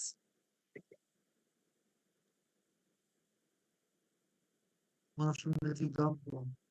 Nibda jien. Ija mal. Ifimni, jiena panejt li l-Inter għandhom laqwa tim bħala skwadra li hemm ġol Italja. Issa, dis-sena id-difiża jsa ballerina. Ma jfissirx illi għax sissa kienet hekk ħadeqpa hekk, jekk forsi dal-ġranet li għaddew Inzaghi kellu ċans jaħdem fuq it-tim. Veru tgħid li ma kienx hemm ħafna minn nazzjonal. U jirnexxielu jsolviha ikun solva waħda mill-ikbar uġieħ taras li naħseb kull supporter interista sissa għandu. Kien hemm ixju u inti tista' tikkoreġini iktar minni Lautaro Martinez ma kienx qed isib l-appuntamenti jew mal-lasta mod regolari kif kien qed isib l-istaġun ieħor u fejn irid nasab dawn illi ma' Roma. L-logħba li jmiss ma' Roma, so qed ngħid jien Juventus mat Napoli. Jekk issa l-Juventus veru mhux xi tim li qed jiskurja kwantità ta' goals, imma u hemm ammont kbir ta' injuries, imma xorta għal din logħba ħajqumu. Ir-Roma jiena mhux billi għandhom ħafna turbulenzi ma nagħmilx sottovalutazzjoni tagħhom u in-Napli kif dejjem tħobb tgħid inti tkun qed nitkellmu privatament konti mingħajr Ewropa jeċċella. Ġejjek l-Inter mhux ħajsolvu il-problema tad-difiża. Ħajsofru mhux ħanejlek ħajtilfu żgur għax żgur fil-futbol m'hemm xejn. U hekk ħajkollhom jien xorta nemmen jekk ma jiskurjax Lautaro xorta jiskurja xi ħadd ieħor, imma li taqla tnejn mat-Torino u tilbaħ li ta' bit-tnejn ma rridx nissottovaluta lit-Torino laqas. Ma Torino tgħaddi ma Juventus. Ma Napli li jilagħbulek darba fil-ġimgħa ħajjoħorġulek bħal il-Juni għal din logħba. Ma sibx se tgħaddi, ma Roma. Ir-Roma il-klima tagħhom strejna u Kal jista' jitkellem iktar minni fuq ir-Roma. Nemmen li għandhom l-isbaħ support imma l-pjazza tagħhom tant hija ħodt hekk u passjonali li ma nafx tagħmel xi iktar damage lit-tim milli xi kultant tgħin. Mark qed tinsa punt importanti jew ukoll. Li hu tinsiex il-problema li jiena rajt s'issa fl-Inter mhux it-Torino skurjaw tnejn imma skurjaw tnejn baxxa min-nies. Ukoll. Ġifieri Għalhekk qed jekk ma ħadimx fuq f'dal ġrani tax forsi irnexxielu daw is-sosti tan-nazzjonal ġil-tim li kun ser tajjeb waqfulu r-rendiment. U tim li ma jkunx daqshekk tajjeb jpoġġi fuq mejda, jitkellmu u jippruvaw joħorġu soluzzjoni. Għalkemm jien jekk tixtiequ ngħaddi l-opinjoni tiegħi fuq il-waqfiet nazzjonali ukoll. Jekk ikollok il-plejers available Għalhekk jiena ikollhom 14 plejer mad-dinja kollha jilagħbu nazzjonali. It-timiet il-kbar kollha hekk tista' tgħid. Jiena naqbel li jiġu aboliti daw il-waqfien u l-kampjonat jaqaf naqra iktar kmieni, eżempju fil-bidu ta' Mejju, u mbagħad ikun hemm il-lob tan-nazzjonal. U anke dak li jkun jisu jitfal ħarsa tiegħu fuq in-nazzjonal mhux għax ngħid għalija ħadd bla futbol huwa boring, la nista' mmur il-ground. Għaw Malta, l-għandek xtara fuq television. Nazzjonal, ħaq tal-Malta ma nsegwix ma teċijiet marbut ma ċitin barrani. Ġifieri, u minnaw, nagħmel parentesi nixtieq nifraħ lit-tim nazzjonali Malti kemm tal-kbar li rebaħ mal-Moldova naraħat mhux ħanisbija mis-suġġett. U anke lit-tim tal-Under 19 li rebaħ mal-Ġibilta. Ma pretendex l-Under 21 se nirbħu ma' Spanja nkun qed niddieħa, imma hemmhekk joħroġ il-veru livell ta' futbol imbagħad. Ma marriċ nisbija s-suġġett. Imma kienet l-ewwel opportunità tiegħi li nitkellem. Mela, Karl. Mela, nemmen li Ruma li kbar għadu hija l-injoranza tal-istess supporters. Hemm injoranza rampanti, injoranza grassa, u għastat tafat, ħat mesta jmerjeħ, li Ruma hemm tantem passjoni, u l-futbol kulħadd jaf, il-futbol mhux logħba tal-qalb, il-futbol hija logħba tal-moħħ. Kienet xi darba tal-qalb illum m'għadix.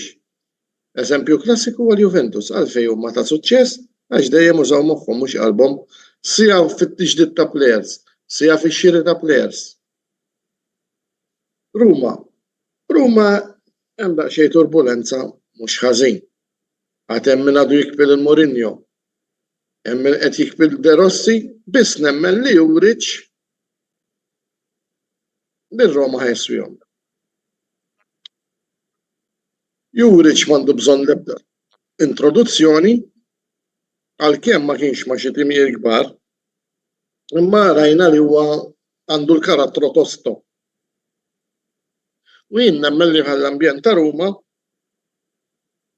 li jkollok coach militar jiswa ħafna. Mela, kellek tgħidli kellek tara favorit tal-kampjonat is-sena l-oħra kont nitkellem ħafna u ngħid mal-Inter fuq l-Inter. Jiġifieri min jiftakarni sewwa kont ngħid li tal-penthouse ħajbqgħu fil-penthouse mill-bidu sal-aħħar. Biss dis-sena mhux hekk. U kelli ngħid nażel żewġ timijiet ngħid it-taqtija ħad tkun bejn Napoli li nitfaħħom intihom dik leġġ fuq l-Inter. Diżappuntat bil-Milan, diżappuntat bil-Juventus u diżappuntat ukoll l-istess Roma. Jiġifieri, l-iskala qed niskanta l-Atalanta għax fil-kampjonat fil-fatt għandhom punti daqsna, sofrew anka telf ma' timijiet ferm inqas ikkwotati, imma dak hu s-sabiħ tal-futbol. Issa, nemmen imma li fl-aħħar mill-aħħar dis-sena Roma ngħid jaf ikollna r-ritorn fiċ-Champions League. Għandi feeling li ħammorru aħna Champions League. Biss, ma jtrid jistenna u jtrid jara. Nsaqsik ħaġa Kax, taħseb li hemm qed tiddiżappunta li inti tara minn barra forsi jiena tant ikolli għamat qudiemi li forsi Juventus fuq tim tiegħi tal-Juventus. Stennejt aħjar. Għax jiena naraħ tim under construction, naqas naraħ tim komplut. Jisu kellu budget għamel li seta biex ibiddel iż-żona nevralġika ġifieri nofs il-ground biex taxxaq weġġa Bremer inħolqot naqra mhux naqra toqba kbira fuq wara u għandna l-problema tal-attakkanti li fil-verità l-attakkanti puri l-striker tal-kaxxa 9 biex nifdemu li hemm xi kultant ma jkunx reliable fis-sens jagħmellek goals iġennuk. Umbat jagħmellek żbalji jekk tieħdu f'nursery under 10 żgur ma jagħmluhomx. U da l-proxmu ma nafx kif qed ħajnexxielu jilgħab dal-lob kollu se għannar. Meta għandek il-ieħor demm imweġġa u striker veru tgħidu li jissejlab Nico Gonzalez, imma mhux striker apparti li huwa mweġġa wkoll. Nifhem li nara daqsxejn diżappuntat forsi għax imdorrin Juve qegħdin hemm, forsi għaliex Montella Motta ġab bagalja daqsix miegħu.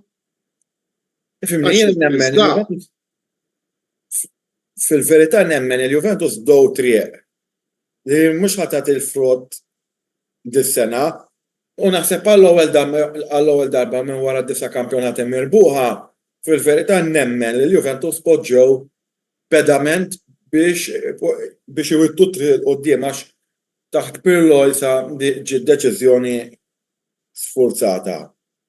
Taħt Allegri, ifimni naħseb Allegri bli se għamel. Ons introduċa żgħażagħ nsax inqabbal lil Allegri tat-tieni era ma' Allegri tal-ewwel era għax ma kienx hemm l-istess tim. U jiena nemmen illi il-Juventus wara l-2017 wara l-final mitlufa ma' Real Madrid bdiet id-downfall tagħhom anke fid-daw tal-fatt li jista' jkun kien hemm ċertu deċiżjonijiet żbaljati. Rebħu ġiex kampjonati Agnelli? oħra. Sorry? Rebħu ġiex kampjonati oħra, ġifieri wara. Iwa ġerpu ġiex kampjonati oħra ma tittara l-oppożizzjoni dak iż-żmien. Meta l-Inter kienu tiġa oppożizzjoni denja, veru ħadni punt fuqhom, imma kienet tiġa tidher li it-tibdila kienet qiegħda fl-arja. U minn tim illi kif kien qed jiffunzjona lajt spiċċa sfortunatament ukoll b'dan id-deficit. Issa qegħdin jippruvaw jikkoreġu dik il-problema u l-kombinazzjoni llum kien fuq ir-Radju Taljan, nista' semmi Radio Sportiv anke f'ġurnali Taljani rajt li l-Inter kienet fl-arja wkoll ħajaqbżu l-Juventus mill-att pagi ukoll. Jien iżjed minn dan kollu nara li l-Milan kienu diżappuntanti u ħalli l-kelma fidejk issa da ġifieri. Għarrilek waħda. Dizappuntanti u mhux, mela. Jiena onestament li mill-ewwel 3 logħbiet ma ħadniex it-3 rebħiet. Bla ma Torino mal-Parma ma kellna nitilfuhom qatt. Sorry, ma Torino ma kenniex nitilfu qatt, fallejna ħafna chances, ħaġlet imbagħtu ħafna minna. L-unika logħba li waqajna nej kienet mal-Parma tinlogħba li tlifna 2-1 u nżilna fil-ground qisna tfal l-ewwel darba. Mal-Lazio għamilna logħba kbira, però ġew 5 minuti li kienu ħemna skurjawna 2 u mbagħad ġibna id-draw u beda jilqa' l-gost minn kull imkien. Ir-rebħa mal-Venezia, ir-rebħa mal-Inter, ir-rebħa mal-Lecce u l-aħħar logħba naħseb mhux ħanejt rebħu għall-Fiorentina, però aħna tajnija lill-Fiorentina li tfolli ġiex penaltis fl-logħba bikam sorry ħabba l-arroganza ta' ċertu xajmin. Konna wieħed xejn minn taħt hekk il-penalty taker huwa Pulisic li naħseb bħalissa huwa wieħed mill-aqwa players li hemm fl-Italja. U da ma jista' jieħdu ħadd skurja ħafna qed tisib ix-xibka u hekk jiena lejja kieku naħseb ħdimna kif kellna naħdmu nemmen ir-riżultat konna nġibuh għalkemm jidher li ma nemminx li minix qalbi maqtuha li l-istaġun ma nemminx li għandna nġibu tazza. Jiġifieri jiena nemmen li jekk nerġgħu nġibu 3 punti sitt mal-Udinese li mhijiex logħba faċli għax jien naħseb huwa wieħed mit-teams illi issorprenda u tinsewx li nkunu Matteo Hernandez jiġifieri, però naħseb id-difiża Gabbja qiegħed naħseb bħalissa l-aqwa defensur li hemm. Jiġifieri nemmen illi Udinese kapaċi nirbħu 3 punti u mbagħad immisna away mal-Bologna. Il-Bologna wkoll tim li mar lura misna l-oħra la minn inbidel il-coach neħew il-players talaq Zirkzee, talaqhom Zirkzee, talaqhom Calafiori, jiġifieri jara kemm telquhom players. Issa rigward Inter jiena wkoll onestament naħseb ħaġa mbella fuq it-tim ta' Inter l-ewwel netti la ma tiġġismin illi fl-ewwel 6 logħbiet Lautaro Martinez ma skurja ġiex goals. Meta niftakru l-sena l-oħra skurja 4 f'logħba waħda kontra Salernitana min jiftakara dik li daħal fl-aħħar 10 minuti u skurja 4. Dik naħseb kienet hemmhekk niżżel ismu bħala wieħed mill-aqwa attakkanti li hemm fis-Serja A. Din is-sena naħseb mhuwa qiegħed inform xejn, naħseb Thuram qed jagħmel xogħlu kollu għax naħseb Thuram l-aħjar players li għandhom l-Inter, però mbagħad hemm ħaġa oħra fuq l-Inter li ħadd ma jsemmiha din. X'inhi? Benjamin Pavard. Mela dan tilef postu man-Nazzjonal. U b'isek naħseb jien qiegħed aħjar minnu. Jiġifieri jiena rajt fid-derbi kif Pulisic għaddih, Pulisic ħartu letteralment, bażikament. Jiena naħseb il-fatt li s-sena l-oħra Benjamin Pavard kien jagħmel lob tal-bliħ. Niftakar f'azzjoni minnhom ġara ġiri għamel sliding tackle għall-ballun. Kien għamel waħda għala Maldini, jiġifieri. Ma nafx ir-raġuni li hemm, però fuq it-tim ta' Juventus kien għalija iktar tim jagħmel progress. Nemmen kieku għandhom attakkant ieħor attakka l-promising, nemmen illi huma qegħdin l-ewwel fil-liga kollha. Naħseb jien. Ma naqbix miegħek Magri jiena għalkemm ħanejda kontra qalbi ma mawx isbaħ mill-irġulija. Fil-ħajja taf x'inhi, naħseb l-aħjar tim s'issa meta tara kollox ġara u ma ġarax li ħaqqu Epic Plus u Epic Club. U proset naħseb huwa Lazio. Ħadd ma stenna Marco Baroni li se jkollhom il-bidu tajjeb. Qed insemmu daw it-timijiet u proset ħaqqu wkoll Vanoli il-coach ta' Torino illi minkejja li Kajro U l-Udinese wkoll.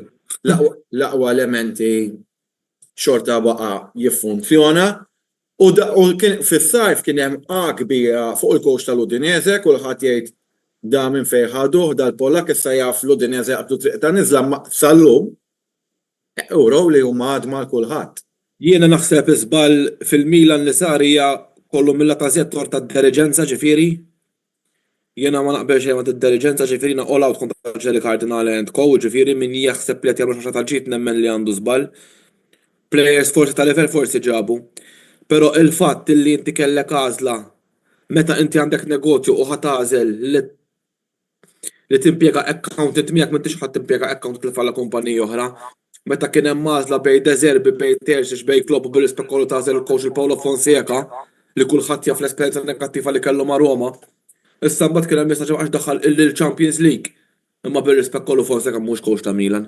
Ma biex miegħek ta' Roma kien tajjeb. Ma Roma ma sibx kien diżappuntajjen amma.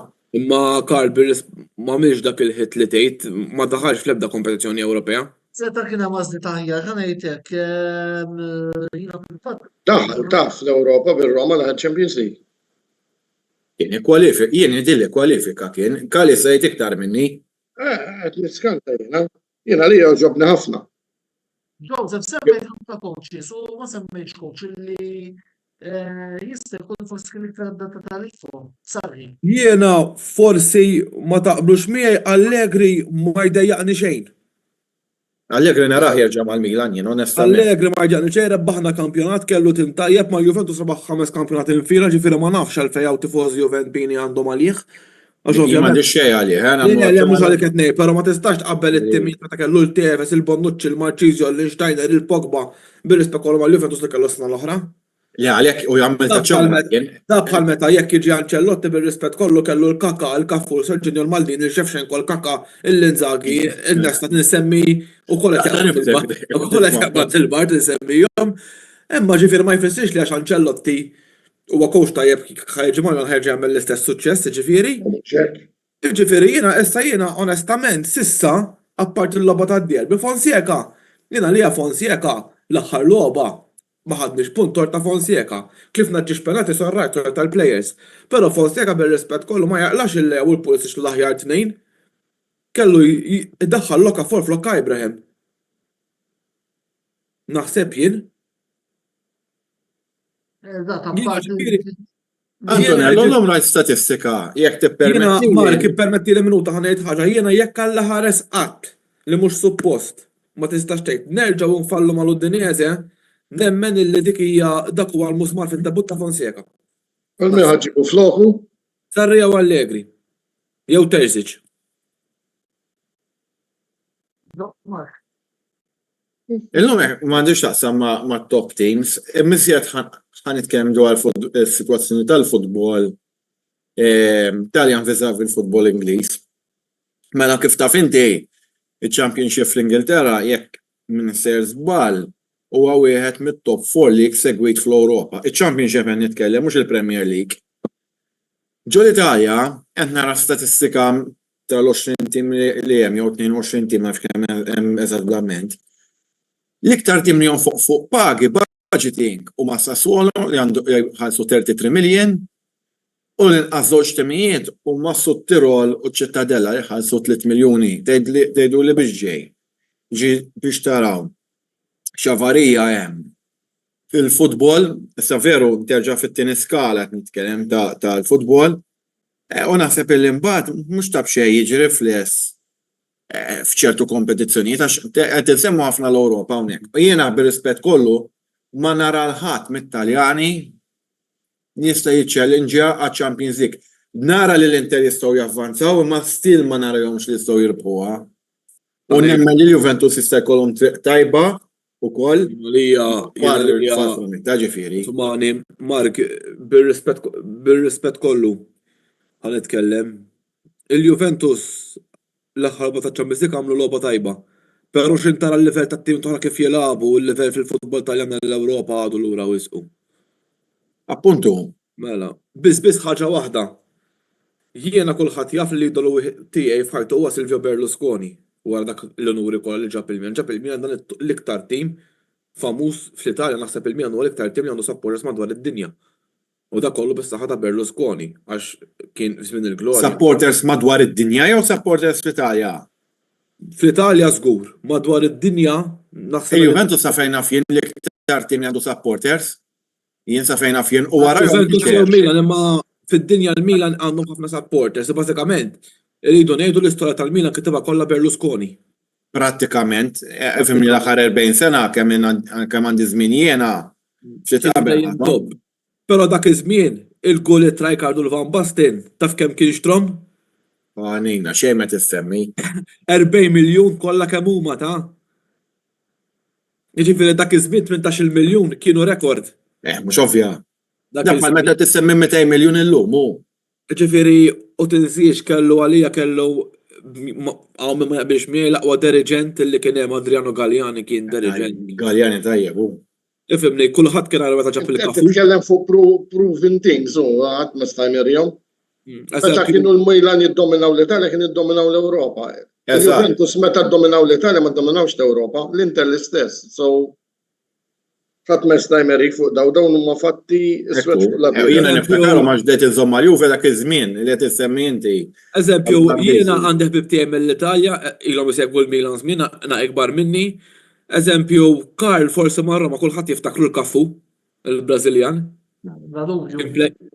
Kien plejer tajjeb ġifieri.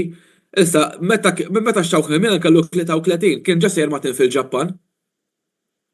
U Galliano Leonardo ċemplulu għallu Ancelotti jridek magħna. U għallu intom bis-seta jien għandi 33. U Adriano Galliano għallu inti mal-Milan ħadd kompli tibbrilla u vera bażikament kien l-aqwa right back fid-dinja. Tantu hekk f'2008 meta kellu 38 Galliani bkielu biex jagħmel sena oħra. Kien mal-Milan ġifieri il-plejers kien jaf jażilhom hu. Kien jaf minn fejn għandi kien jaf il-futbol hu.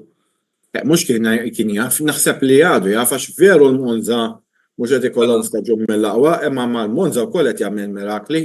Mela, le, dirigent tajjeb hu. Mela, ma nix il-ħin qed jiġri warajna, Napoli nitkellmu naqfu l-10 tim interessanti li għandhom Napoli, mela ħajlabu ma' Napoli nhar il-ħadd u mbagħad jilqgħu dawn il-Lecce. Biss b'10 tim dawn irridu jmorru darbtejn f'San Siro biex jilagħbu ovvjament kontra Milan u Inter u Napoli Atalanta fit-3 ta' Novembru. Mela dawn l-10 tim, Joseph, kemm taħseb se jkunu indikattivi fuq l-ambizzjonijiet Napolitani għal l-istaġun? Ħanejlek, Antonello, sissa vera Napoli għamlu progress u jiena u inti dejjem tkellem u dejjem jedna ħaġa x'inhi kontempla tazzi ibża minnu. Ħaġa li dejjem jedna jiena u inti. Però jiena li b'sissa apparti mal-Juventus, in-Napoli ma kellhomx dawk il-lobby diffiċli. Ġifieri issa dal-weekend ma minn imisshom. Mal-Empoli. Suppost għandhom jerbħu għall-lob kif qed jilagħbu, però jiena li x'kien jaslu timier bħal huma l-Milan. L-Inter naħseb hemmhekk huwa l-vera test tan-Napoli. Naħseb nafu eżatt Napoli xi sar kontra tiegħi. Eżatt, jien hekk naqbel. Per taħseb. U meta taħseb fuq Napoli għandhom 10 tim jaħarqu fl-aħħar tax-xahar Dimor darbtejn San Siro jisfidaw il-Atalanta. Il-Karl tistaqsi Karl. Għajdi, ifimni, Napoli, għax fimtek li kert, sorry, għat kert minnu. Mela. Jien xort għandijom il-Napoli sakiem Daw dik li għandek, il-Napli taf x'għandhom one fine line. Sakemm ikun hemm malenija u din ħatkun determinanti dis-sena, sakemm ħajkun hemm alenija il-President u l-coach, ngħidlek li n-Napli mu ħajmissilhom ħattu xejn.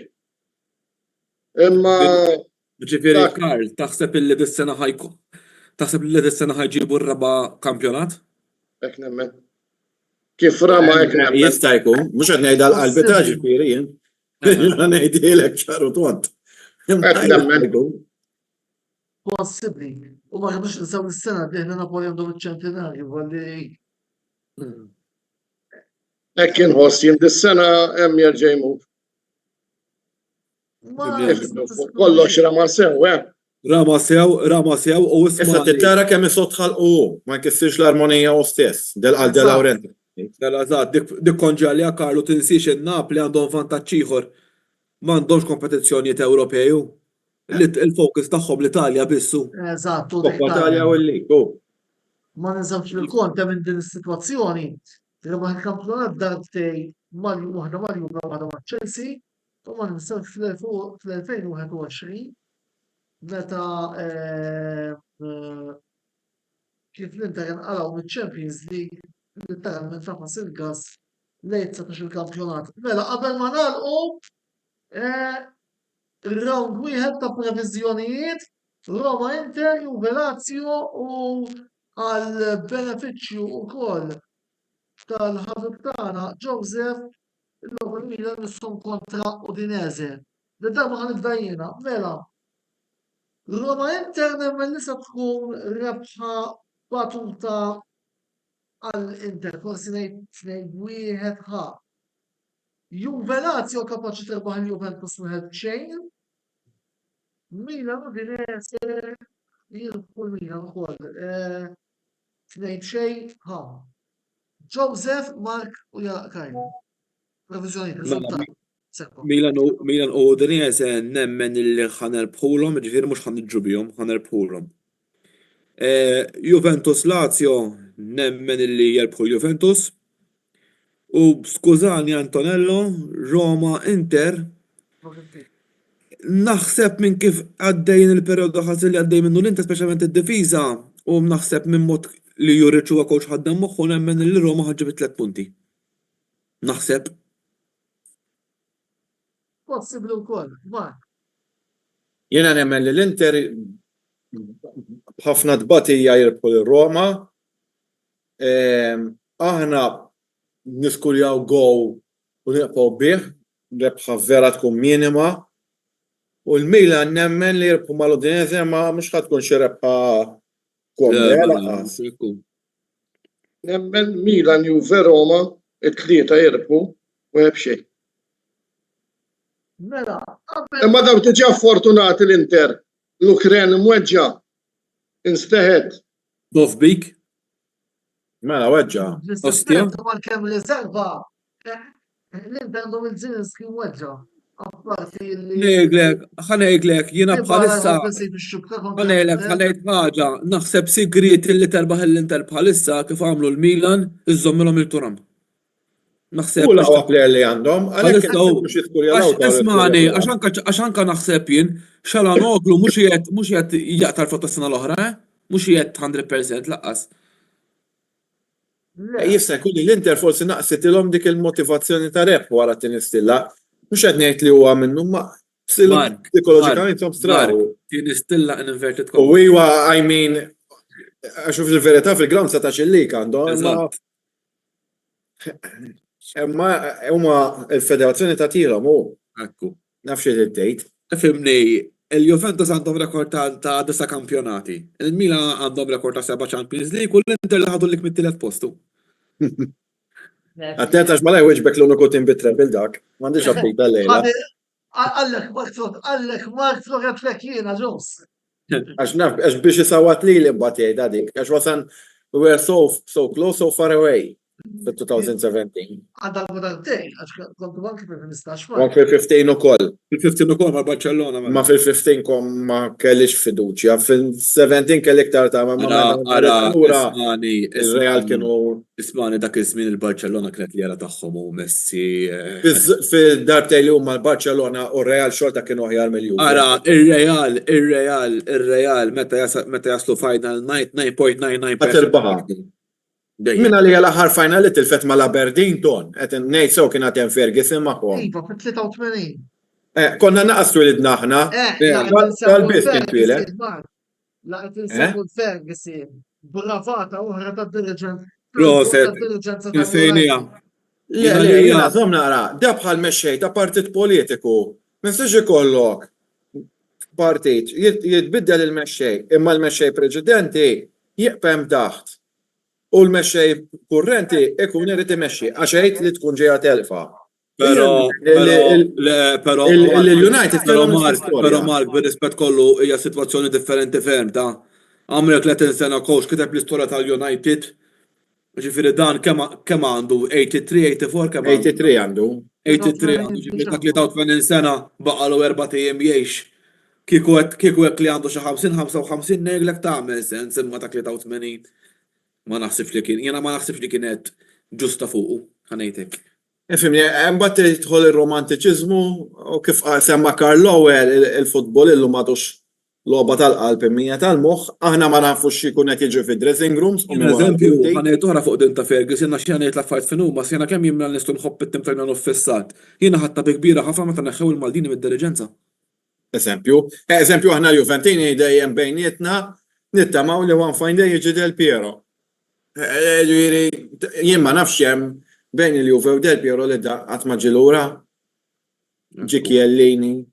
Nedved. Eżatt. Nedved kien il-President. Qabel ma nagħlqu l-programm, żewġ aħbarijiet ta' mill-kap tal-Formula 1 se il-ġimgħa għandna l-Grand Prix tal-Istati Uniti ġewwa Austin. Mit-sena tħela se jitneħħa il-punt li qed jiġi mogħti bħalissa għall-aktar dawra veloċi. U milli jidher l-FIA reġgħet ħabdet ma' Red Bull din id-darba u talbithom jirranġaw il-karozza Grand Prix tal-Istati Uniti illi. Dak huma dak it-tim li qed jgħidu li jagħmel xi truffija. Kont qed naqra li kien hemm tim li jisuq ġie preżenti li jisuq bil-Malti babas. Min ma nafx nifhem fil-karozzi. Jekk insibha nibatilek il-link. Sorry? Aħjar, tibat li forsi nkun nistgħu nitbek aħjar. U rrid ma li rajta kont jgħid break u mort infittixa u ma ġejt sibta u hekk. Mela, avviżer fuq il-Grand Prix ta' Austin il-video ta' reazzjoni nistgħu joħroġ wara t-tellieqa mhux se joħroġ nhar il-ħadd billejl iżda tnejn jiena Joseph Wayne Mikallef se nkunu qed nagħmlu l-analiżi tal-Grand Prix tal-Istati Uniti waqt il-programm waqt ta' risposta għadda stennew tnejn bir-reazzjoni għal dinka it-tellieqa. Pensa ta' kien kollox nirringrazzjaw qabel xejn l-sponsors tagħna li huma Michael's Butcher Beauty Wisdom il-Katalan u Divulgar nipprovaw is-servizzi tal-daw is-sinjuri il għaliex indirettament tkun qed intejbu l-kamra sportiva tkompli titkellem diversi kontenut f'tanteres bħalma tellajna llum. Dan il-programm kollu ftur se jkun jgħid fuq il-YouTube channel tagħna għaldaqstant tinsew titħlu hemmhekk tagħmlu subscribe ħalli ma titilfux xejn mill-kontenut kollu illi noħorġu minn żmien għal żmien. Nfakkarkom ukoll il-programm li se jkun nhar it-tnejn li ġej fit-8 biżgħet kwart ta' sensiela botta u risposta fejn ħaniddiskutu b'mod partikolari fuq il-Grand Prix tal-Istati Uniti li se jkollna il-ħabbillej u bil-kirkara ħamrum iżda wkoll fil-parti ċentrali tal-programm ħanitkellmu fuq il-Roma Inter Juvelatio u kemm oħra kurrenti li jkollna mill-ġimgħa li ġej. Sakemm nerġgħu niltaqgħu nhar it-tnejn li ġej fil-ħin li semmejtilkom Jien Antonello Bella ma tfaddal fikri lilkom ġiet grazzi tal-li segwejtuna u l-lejl it-tajjeb.